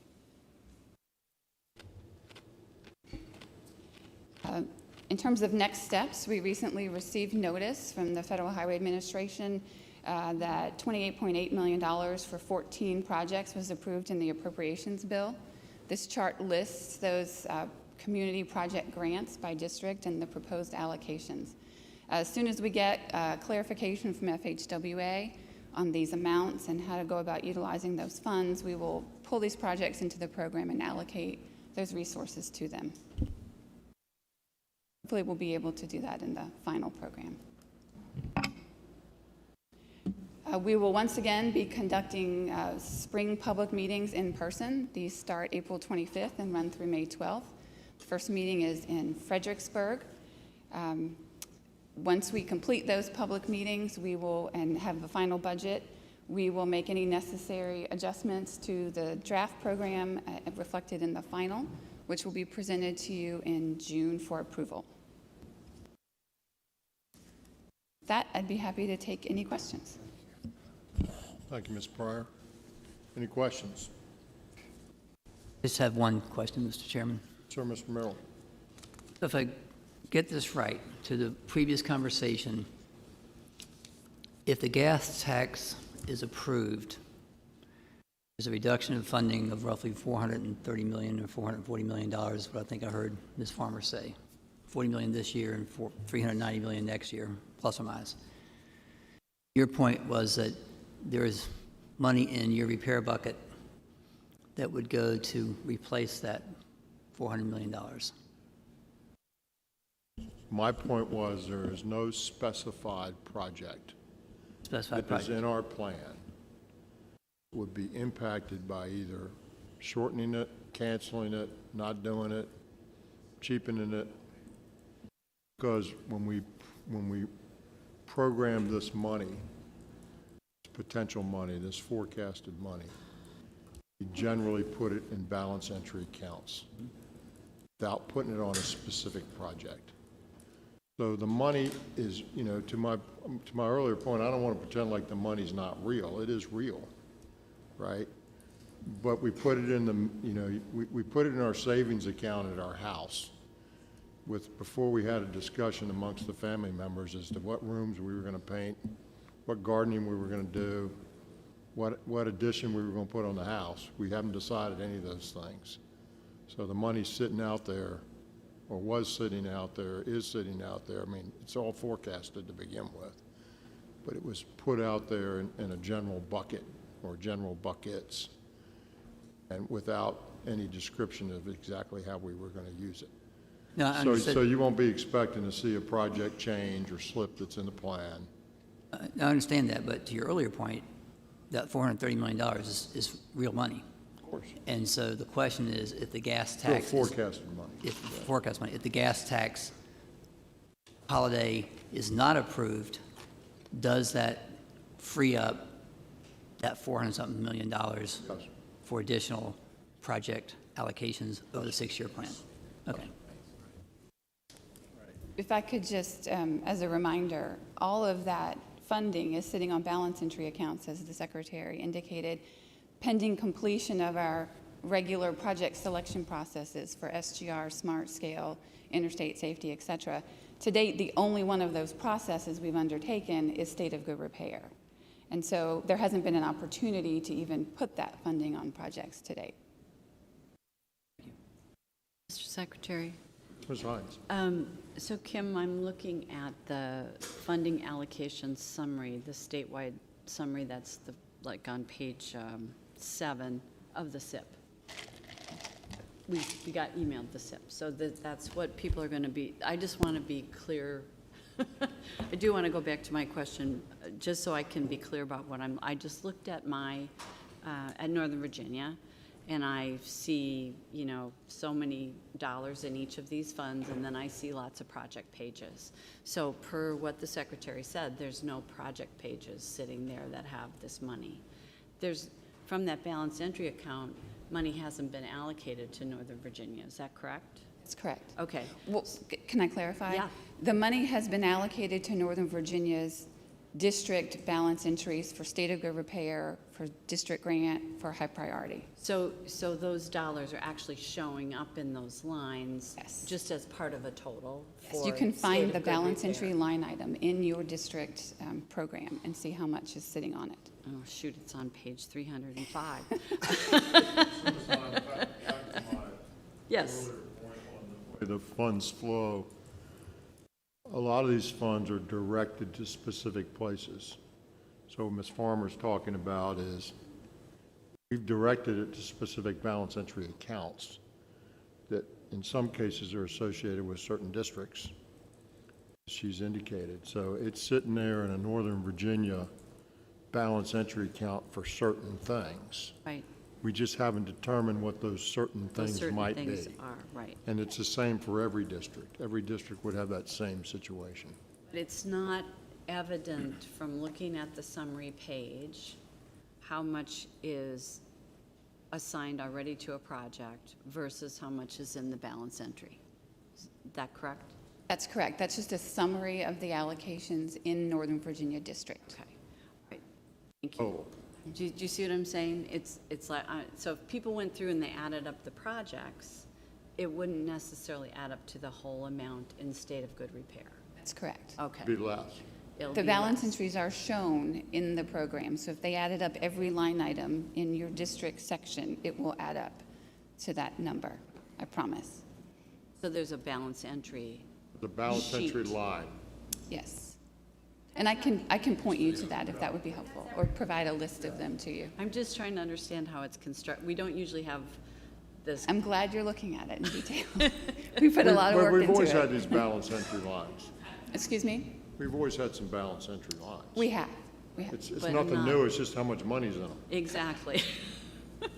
Same format, it's just how much money's put in it. You know, I'm a simple person, so I understand the house analogy. I keep coming back to it.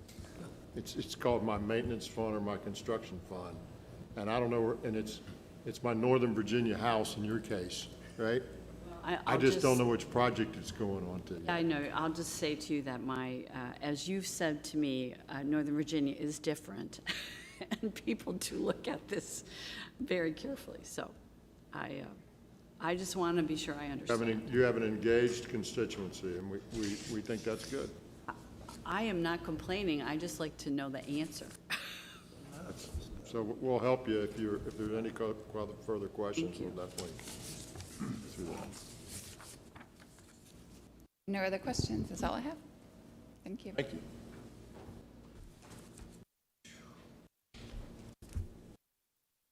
So next, we're going to hear from Mr. Sparks, DRPT.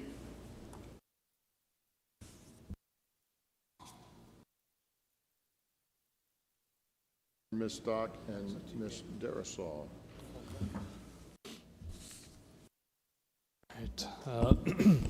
Good afternoon, Mr. Secretary, members of the board. My name is Grant Sparks. I'm the Acting Chief of Public Transportation for DRPT, and I will be kicking off the DRPT portion of the 6-year program presentation. As a reminder, on an annual basis, DRPT evaluates and prioritizes applications submitted to both our transit and rail divisions. This slide shows some of the key milestones in the development of our 6-year program. Back in November, the rail and transit divisions held applicant workshops. On December 1st, we opened our grant application portal. We closed that portal on February 1st, and over the last couple months, we've been busy scoring and prioritizing a draft program of projects.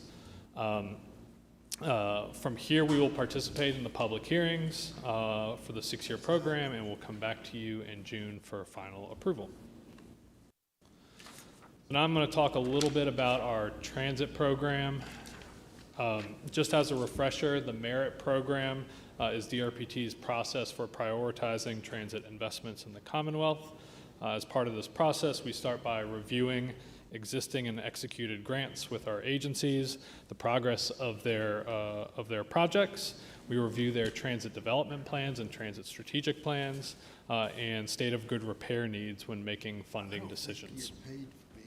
Our two largest transit programs are the Capital Assistance Program and Operating Assistance Program.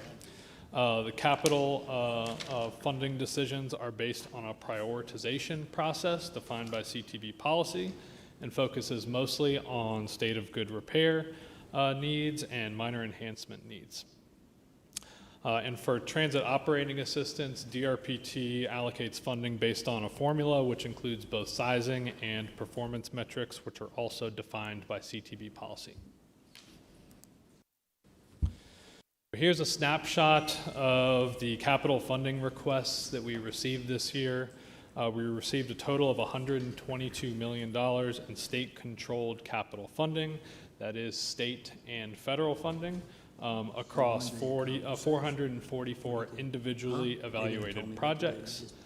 As you can see in this graphic, $62 million was requested for state of good repair projects. $25 million was requested for minor enhancement projects, and $35 million was requested for major expansion projects.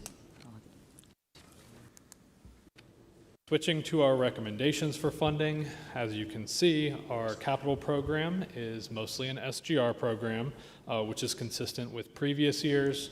We did receive fewer applications this year, which allowed us the flexibility to move a little bit deeper into our prioritization list. Specifically related to SGR projects, we are recommending the replacement of transit assets that meet or exceed 85% of their useful life for age or miles. In past years, this mark has been at 95%, which has presented a challenge for transit agencies because it typically takes a couple years to build a transit vehicle, and so when it was delivered, it was actually 2 years past its useful life.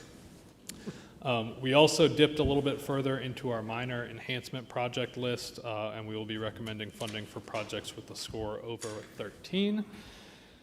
And then for major expansion, we are recommending funding for 2 VRE major expansion projects, which are actually both quite large projects, but with a very small state funding ask for $5 million total. There were also 2 significant major expansion projects that we are not recommending for funding. Those were both submitted by Charlottesville Area Transit, and we're not recommending them for funding because they aren't good projects, but because we didn't feel that they were ready. So we will be working with CAT on their engineering and design plans to get them to 30% design. So here's a little bit of detail on the projects for our SGR program. The pie chart on the right shows a breakdown of recommended SGR projects by project type. And as you can see, vehicles make up the bulk of the SGR program. We did evaluate 321 SGR projects and are recommending funding for 295 of them. Projects that scored well include vehicle replacements and rehabilitations, as well as admin, maintenance facilities, parts and equipment, all of which have exceeded their useful lives. Projects that did not score well include the replacements of any transit assets that have not yet met their useful life. And for this year, it was less than 85% for vehicles. For our minor enhancement program, we looked at 119 specific projects and are recommending funding for 103 of them. Projects that did score well here were expansion vehicles, equipment for operational support and onboard ITS systems, transit system infrastructure, as well as maintenance equipment and parts. Projects that did not score well included any equipment for administrative support. Switching to our operating assistance program, transit agencies do continue to feel the effects of the pandemic on their system ridership, some more than others. Commuter services in particular have seen much slower ridership recovery rates. On the opposite side of the spectrum, some systems have seen ridership levels exceed pre-pandemic levels. Here in Richmond, GRTC is experiencing that. And so these variations are important because our operating assistance formula uses a 3-year rolling average for performance metrics, and the last 2 years have obviously been quite abnormal. So consistent with what's happening at the federal level, we are recommending to carry forward pre-pandemic performance data in FY23. However, we do plan on addressing this issue as we look to reevaluate and enhance the performance metrics that are used in our operating formula with the Transit Service Delivery Advisory Committee, or TSDAC. And last but not least, just a few other highlights from the transit program. Through our demonstration program, we are recommending funding for 2 microtransit pilot projects, one at Bay Transit and one at CAT. We're also recommending funding for 3 new service pilot projects, one in Chesterfield County, one in the town of Bedford, and one in Roanoke County. Through our technical assistance program, we're recommending funding for a handful of transit strategic plans in Harrisonburg, here in Richmond, Arlington, Blacksburg, and Valley Metro in Roanoke. We're recommending funding for a zero-emission bus plan for NBTC. This is a regional zero-emission bus plan in Northern Virginia. We're also recommending funding for a regional transit governance study that was submitted by the Thomas Jefferson Planning District Commission.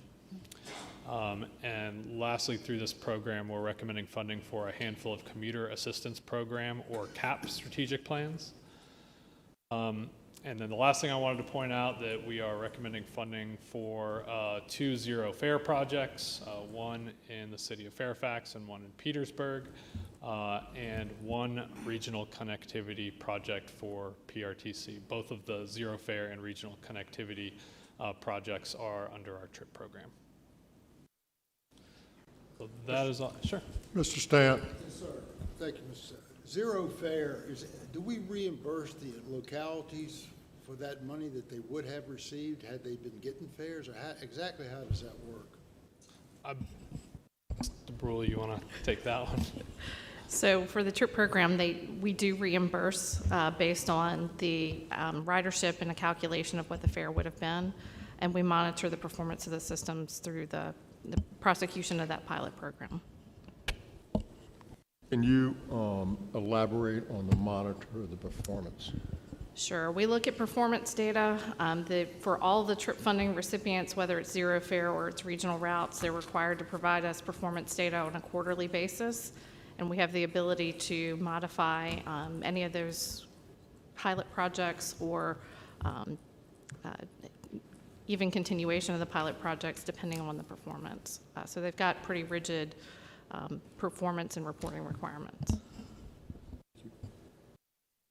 Mr. Secretary. Dodson. Ms. Sparks, I was going to ask you a question on the demonstration program, new service pilot project. So, town of Bedford, is that talking about the station there in Bedford? Is that what you're talking about, or something? No, this is for, actually, it's called the Otter Bus. And one of the medical facilities in Bedford has partnered with the town to provide some transit service. Thanks. Anyone else? Thank you, Mr. Sparks, very much appreciate it. Emily Stock. Here comes.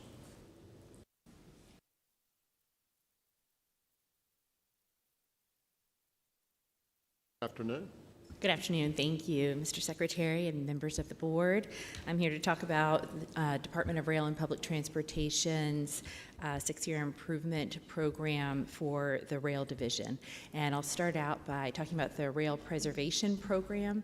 This is a program for state of good repair assistance for the 9 short lines in Virginia that assist by providing last mile freight service for smaller shippers.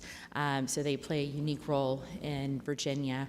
And the state's grant program, this rail preservation program, helps with projects like rail and tie upgrades, bridge upgrades, service improvements, crossing repair, curve rail replacement. So these are capital projects that we partner with the short lines to build. And the total request this year was for over $25 million in projects over multiple years, and we're only recommending $7 million for this SIP. It's a very popular program at DRPT, and this tells you a little bit about the projects that are being recommended for approval. We're recommending 6 out of 14 of the projects, and part of the reason that we have this cutoff is because of the amount of money in the program every year. It goes up to $8 million, and we have to make sure that we hold back money to pay for projects that are already in the pipeline, because these are multi-year projects. So the next program I'll talk about is our freight program. This is Freight Rail Enhancement to Increase Goods and Highway Throughput. And you may recall Mr. Todd from DRPT talked about the guidelines for this program recently. This is our first year for this program. It's an outgrowth of what we used to call the Rail Enhancement Fund, and when the Virginia Passenger Rail Authority split off from DRPT, the passenger rail projects went with them, and so this program is really dedicated to freight now. It's a program for capacity improvements to the freight rail network, as opposed to operational or passenger-related costs. And so we have applicants like Norfolk Southern, the Port of Virginia, and a couple of short lines as well. Some of these are construction projects. We do have a design study that was applied for this year and one for right-of-way purchase. And we did learn a lot through the Rail Enhancement Fund experience for over a decade. About the types of projects, types of applications that were coming in and how we were rating those projects. What we learned is that if we have a higher percent match and a higher percent of design, that the projects are more successful, the program's more successful. So that's one of the things that is in our guidelines for the freight program, and that was very helpful. All of the projects in the first year were able to meet that those guidelines. And we had $88 million in new applications for the program.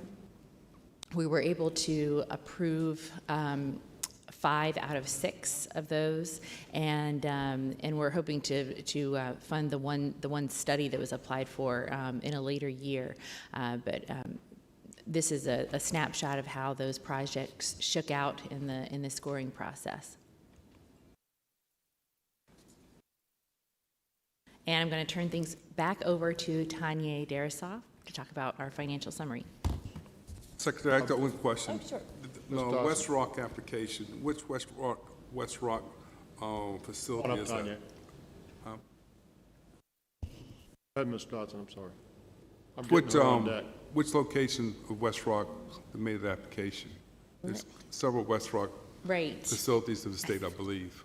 I think it's the Northern 81 corridor. Mike? So it's a Norfolk Southern turnout installation to serve the facility. Governor, thanks. Thank you. Anyone else? Thank you very much. Tanyea? Welcome back. Nice to be back. Mr. Secretary and board members, I will be presenting the final slides, which is the financial summary. Thankfully, you've heard from Grant and Emily, and they provided you the details of the applications and the projects that were approved, and I'll be providing the financial summary of those applications. So the next two slides are a financial representation of those grantee applications and the projects that were approved. This table is based on actual applications for FY23 and estimated revenues for FY24 to 28. When looking at the SIP, it's important to note that there is a 15% decrease from FY23 to FY24, and that is attributed to the percentage change in allocation of funds from the Commonwealth Mass Transit Fund pursuant to the Code of Virginia, as well as the FY23 includes the CTB directed funding for operating capital and the TRIP and WMATA programs, as well as FY23 includes the last one-time $50 million for PRIA, and then starting in FY24, the $50 million comes off the top of the Commonwealth Mass Transit Fund. Likewise, for the rail program, this table is based on actual applications for FY23 and estimated revenues for FY24 to 28. Per the Code of Virginia, 97% of the Commonwealth Rail Fund is directed to VPRA for transforming rail in Virginia.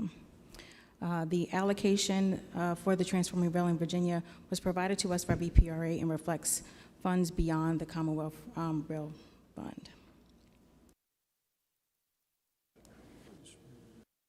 Next is a 5-year comparison of our SIP allocations. There are 3 major takeaways. The obvious one is the drop, the decrease from the FY20 to 25 SIP to the FY21 to 26 SIP. So in March of 2020, due to COVID and the uncertainty of revenues, we were approved for a 2-year SIP for the FY21 to 26 time period. And then for FY22 to 27, this is the first time that we requested and were approved funding for the Transforming Rail in Virginia program. So that is the reason for the sharp increase. And then likewise, the increase in the SIP from FY22 to 27 to the draft that we are presenting to you today for FY23 to 28 is due to the uptick in revenues, the uplift in revenues from FY22 and its impact on the out years. So our next steps are we will finalize the project management and administrative budget for, by the close of this month. And then from mid-April to mid-May, we will attend the SIP hearings. And based on the comments, we may incorporate those changes in the SIP. And also in May, we will finalize our 5-year capital budget for projects not funded in the current SIP. Lastly, in the month of June, we will come back to you to present our final budget and our final SIP for approval. That concludes our presentation. Thank you, Ms. Darrisaw. Questions? Thank you very much. Next item on our agenda is item 5, Ms. Jennifer DeBruhl. I will be brief to keep the train running on time. You heard Mr. Sparks talk about ridership. We are monitoring the ridership of our transit agencies really closely. We are seeing some encouraging trends over the last couple of months where we're seeing that ridership gradually coming back onto our systems. I I want to mention a couple things of note for us in particular. You know, I'm very fond of our Virginia Breeze intercity bus program. We had our second highest system-wide ridership in March, which includes the Valley Flyer, which is was our first route, and the I-81 route at a pre-pandemic level of ridership. So we're really seeing that system bounce back. We launched 3 new routes during the pandemic, so we're really proud of how those services are helping to meet the travel needs of the Commonwealth. We are in the process of looking at a potential 5th route, Mr. Secretary, that would serve the Middle Peninsula, Northern Neck, Hampton Roads, and on to DC. So stay tuned, more to come on that. So should we endorse that to Mr. Lawson? It might be his new ride to work. The last thing that I'll mention is on the innovation front. We have, if you'll recall, we launched a couple of microtransit projects, one in the Gloucester area out there in Mr. Lawson's neighborhood, the other in the town of Wise and the area around UVA Wise. Both of them have done extraordinarily well. The one in Wise was featured in a Reuters article about technology and transit and serving rural communities recently. We're really proud of those projects. They're some of the first rural microtransit projects launched in the country. And just want to, again, mention, I think Ms. McGhee is still here, but we were able to leverage ITTF money with some federal discretionary funding to bring those projects to life. And I think that really does show the future of what we can do with transit in leveraging technology and providing services in different ways as we move forward. And that concludes my report. To your point on ridership, I saw something this morning. I was looking to see where, it was out of Fredericksburg, I think, publication that was speaking about the increase in ridership on VRE and so forth. And I don't think, you know, it was slam packed before COVID, VRE was. And obviously we're having our issues at Metro as well, which are different. And I don't think we're really going to know a lot until months after the federal government decides to come back to work and how they come back to work. You know, I just got to believe on anecdotal evidence that there's going to be less demand. Let me rephrase that. There are going to be less people back at work than there were pre-COVID. Now, how much is that? I don't know. But in the private sector that I'm most familiar with, I continue to hear from people that are operating these companies that, you know, they found a way to be more efficient, and their people like it, and they're going to keep doing it. So that means part-time back in the office, or no time back in the office, or whatever that means.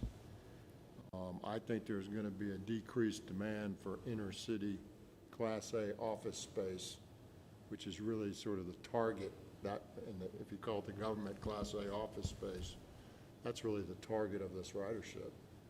So I think it's going to be down in terms of, now, do we get more penetration?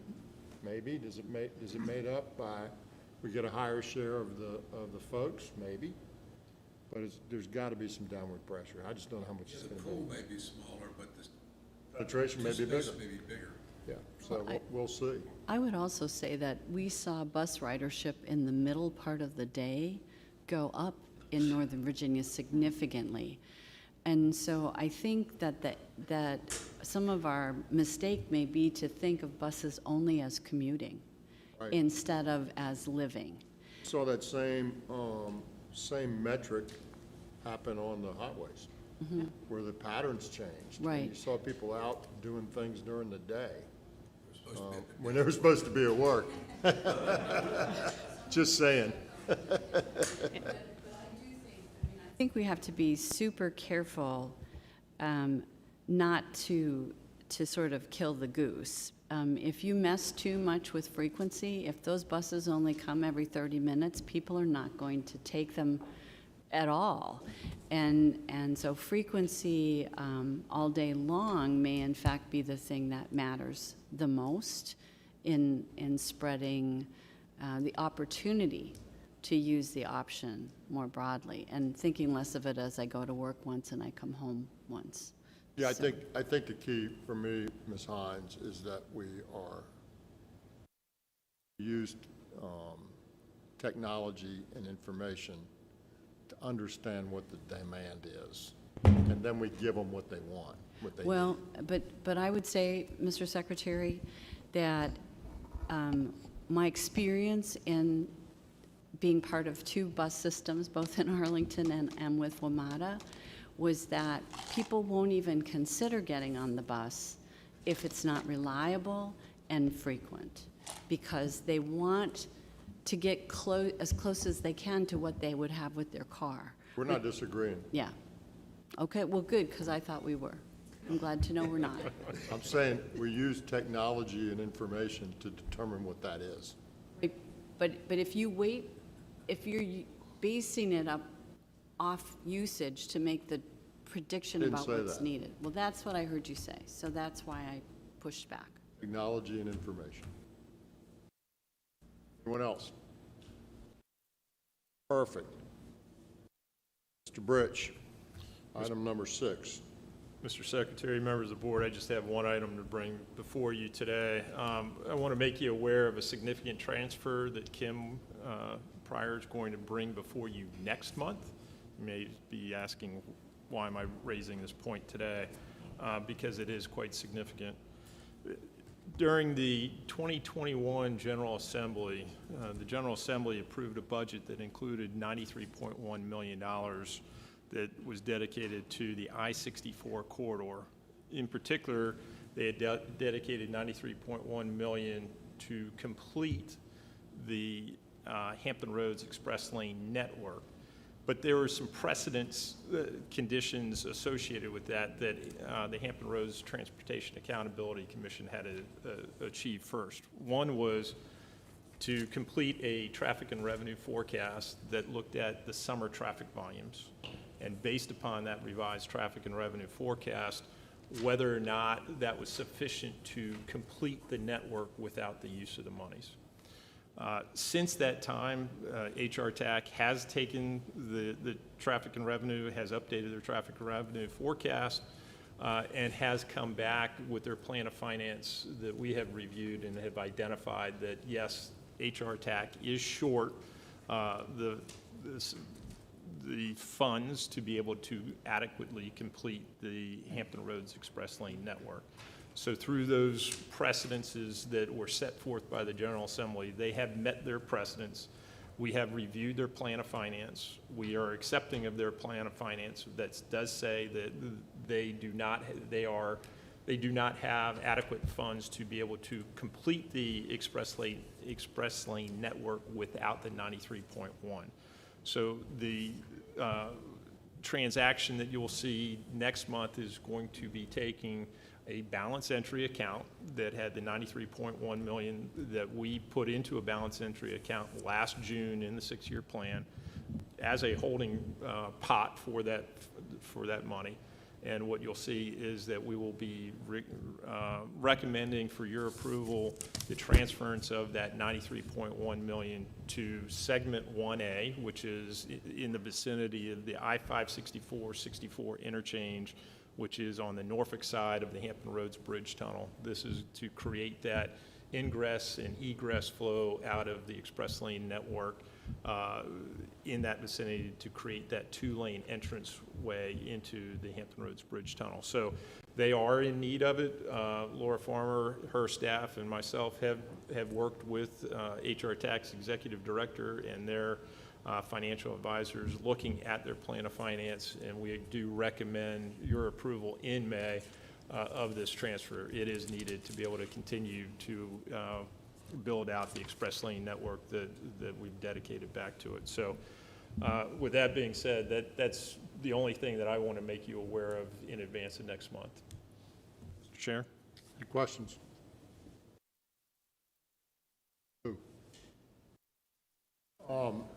The only thing I would say is to remind you that we'll be on the road for 9 different events in the upcoming few weeks to do our 6-year plan rollout, and encourage each of y'all to go to your districts or your areas as best you can. I intend to be at all of them. And I think what Ms. Hines was referencing is that we tend to have a larger, more engaged crowd in Northern Virginia than lots of other places, which is fine. You know, people engage as they desire and have a need to. But we'll be there in each of those places, God willing, if the creek don't rise, as they say. So I encourage you to be there. Excuse me. Marty, it's, well, we haven't told Marty and Allison, nor have we told Mr. Coleman that sort of the rite of passage is the outgoing members have to go to all the meetings to make sure that they get a fond farewell from the rest of us, and the incoming members have to go to all the meetings across the state so that everybody can say hello and we can introduce them. So be advised. Mr. Secretary, are we going to do the same arrangement where you're the big boss of each one and run the meeting, and we sit there quietly and listen to everybody ask for money? Mr. Dodson, I don't remember you ever sitting quietly. So the answer would be no. I said, so the answer would be no. I have to wear a coat, and I have to wear a coat. You dress up a bunch of girls. Thank you, sir. Appreciate it. Short trim would be fine. Just like yours. Yeah, thank you. You're going to take a break here for a minute? Or? Would we like to take a short break? Take a very short break, 7.65 minutes. We're on break.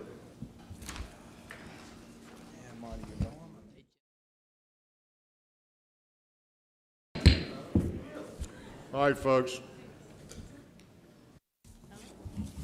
He was a pretty good guy as far as I knew.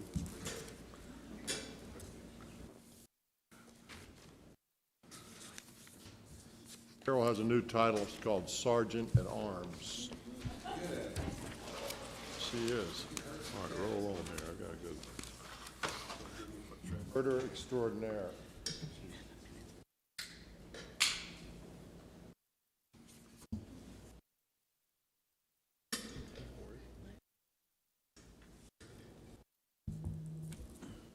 She's the keeper of every secret that VDOT has. Yeah.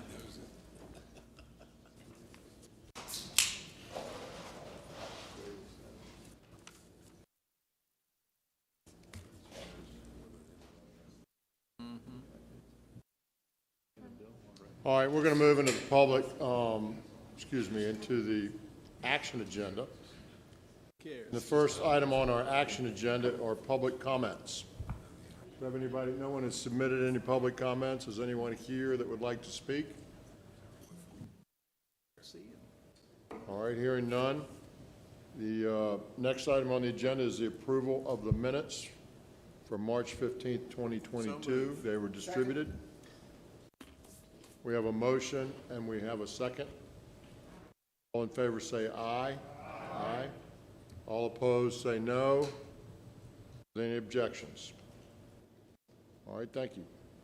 Item number 1, Office of Land Use, Mr. Robert Hockfichter. The action on the discontinuance, I can't even talk today, secondary system of the state highways Route 739 in Buchanan County in the Bristol District. Sir. The County of Buchanan asked us to discontinue this 0.02 of a mile section of roadway. Very short. It's a connection between Walker Road and Route 624, and Walker Road is a county-maintained roadway. Buchanan County is a weird exception to most rules in that they have a county-maintained system of local roads, they have a secondary road system, and the primary roads, and they'd like to be able to maintain this segment of roadway as well. Chairman, since you can't put a Wawa on it, I would move that we adopt this resolution. I think the whole road is like 4 times longer than I am tall. 26 feet, if I did my math correctly. That's correct. Any other questions? Do I have a motion? Make a motion to do it. Second. Mr. Williams moves. Is there any discussion? Move approval. All right, I'm with you. Mr. Williams is seconding now. He's been bumped on down the list. All right, all in favor say aye. Aye. All opposed say no. Are there any abstentions? Thank you very much. Mr. Emmett Hetzel. Action on limited access control changes for Boundary Channel Drive and I-395 interchange improvements in Arlington County. Sir. Yes, sir. We had a project there, Mr. Secretary. We did some reconfiguration of the ramp termini on that interchange, Boundary Channel and I-395 interchange, which has resulted in some limited access control changes. We also did some reconfiguration of a multi-use trail and added a sidewalk. Both of those are paralleling each side of Boundary Channel Drive. So the action has followed our policies and procedures. We have federal concurrence and the approval of our chief engineer. Mr. Secretary, I move approval. This is a project I know well. Second. Ms. Hines moves, Mr. Johnson seconds. Is there any discussion? All in favor say aye. Aye. All opposed say no. Are there any abstentions? All right, thank you very much. Item 3, action on access control changes for I-95 at Route 2000 in Prince William. Mr. Chairman, this is Opitz Boulevard. The control change here is just a very minor one so that we could introduce a sidewalk connection across the bridge structure spanning I-95. Same holds true for the previous recommendations, followed our policies and procedures. We have federal concurrence and the approval of our chief engineer. Mr. Secretary, I move approval. Thank you. We have a motion. Do we have a second? Second. Mr. Merrill seconds. Any discussion? All those in favor say aye. Aye. All those opposed say no. Are there any abstentions? Thank you very much. Thank you, Mr. Chairman, members of the board. Mr. Pryor. Item number 4, action on the 22-27 6-year improvement program transfers through 1st February through March. Thank you, Mr. Secretary. These are my normal monthly transfers from mid-February to mid-March, and I recommend your approval. Move approval. Second. And Dr. Smoot seconds. Is there any discussion? All in favor say aye. Aye. All opposed say no. Any abstentions? All right, thank you. Number 5, action on addition of projects to the 6-year improvement program for 22 through 27. Thank you. I'm bringing a proposed amendment of one project in Fredericksburg District in Spotsylvania County. It is the addition of a project, a safety project, a high-risk rural project at Route 3 and 621 for $386,000, and I recommend your approval. Mr. Merrill moves, Ms. Hines seconds. Is there any discussion? All in favor say aye. Aye. All opposed say no. Any abstentions?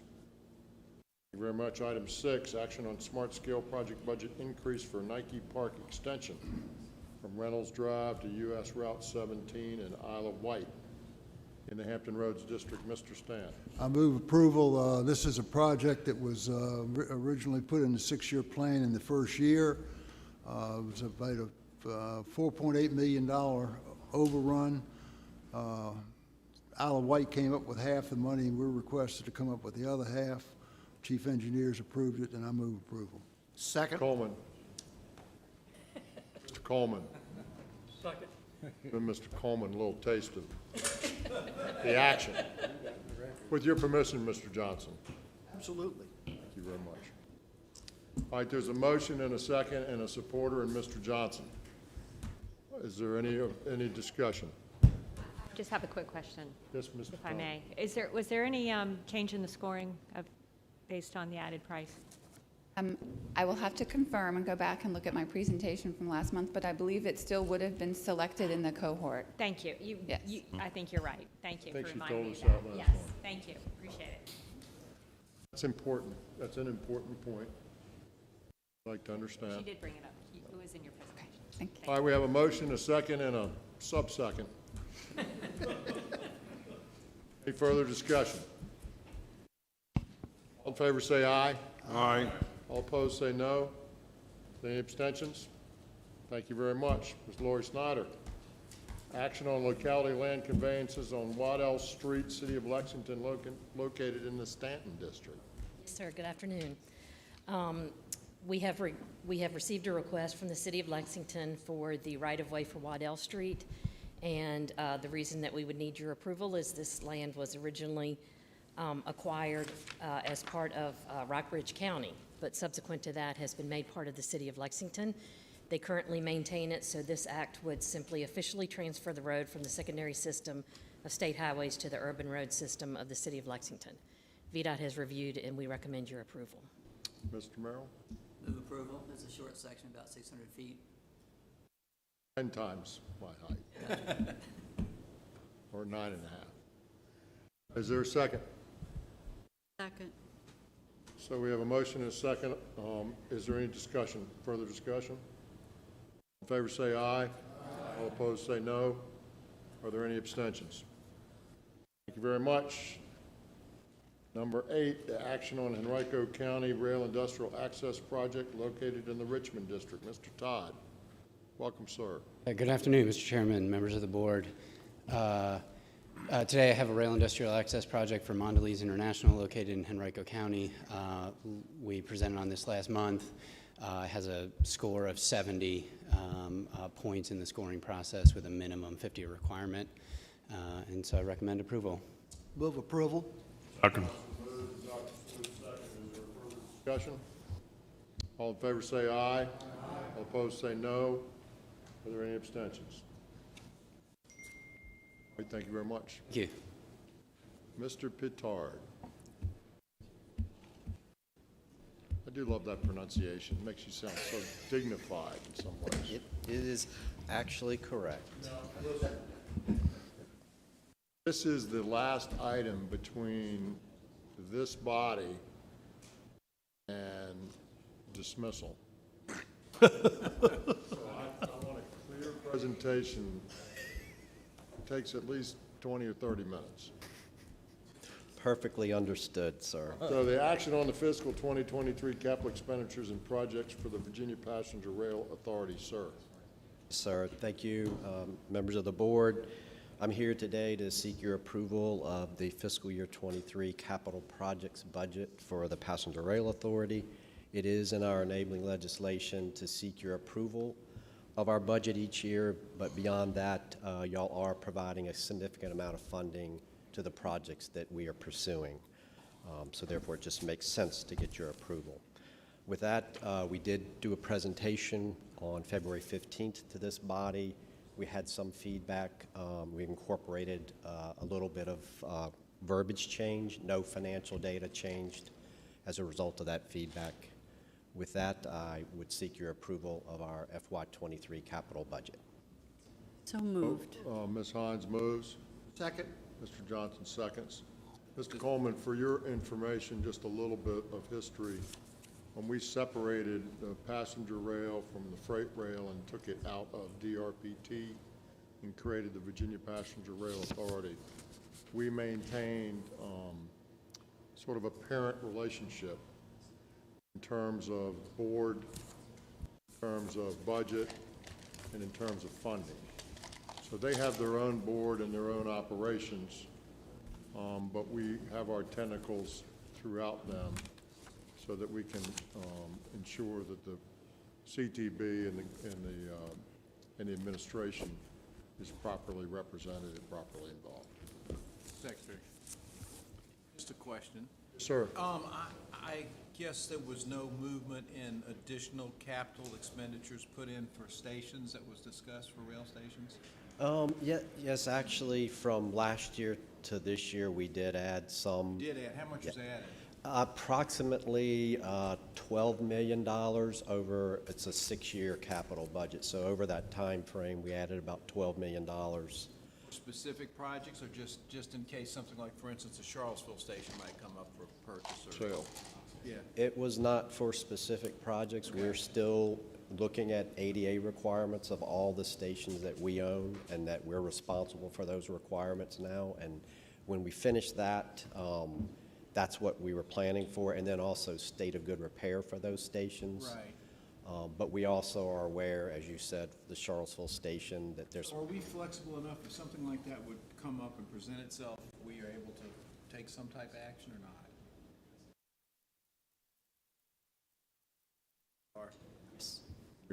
We have wide latitude.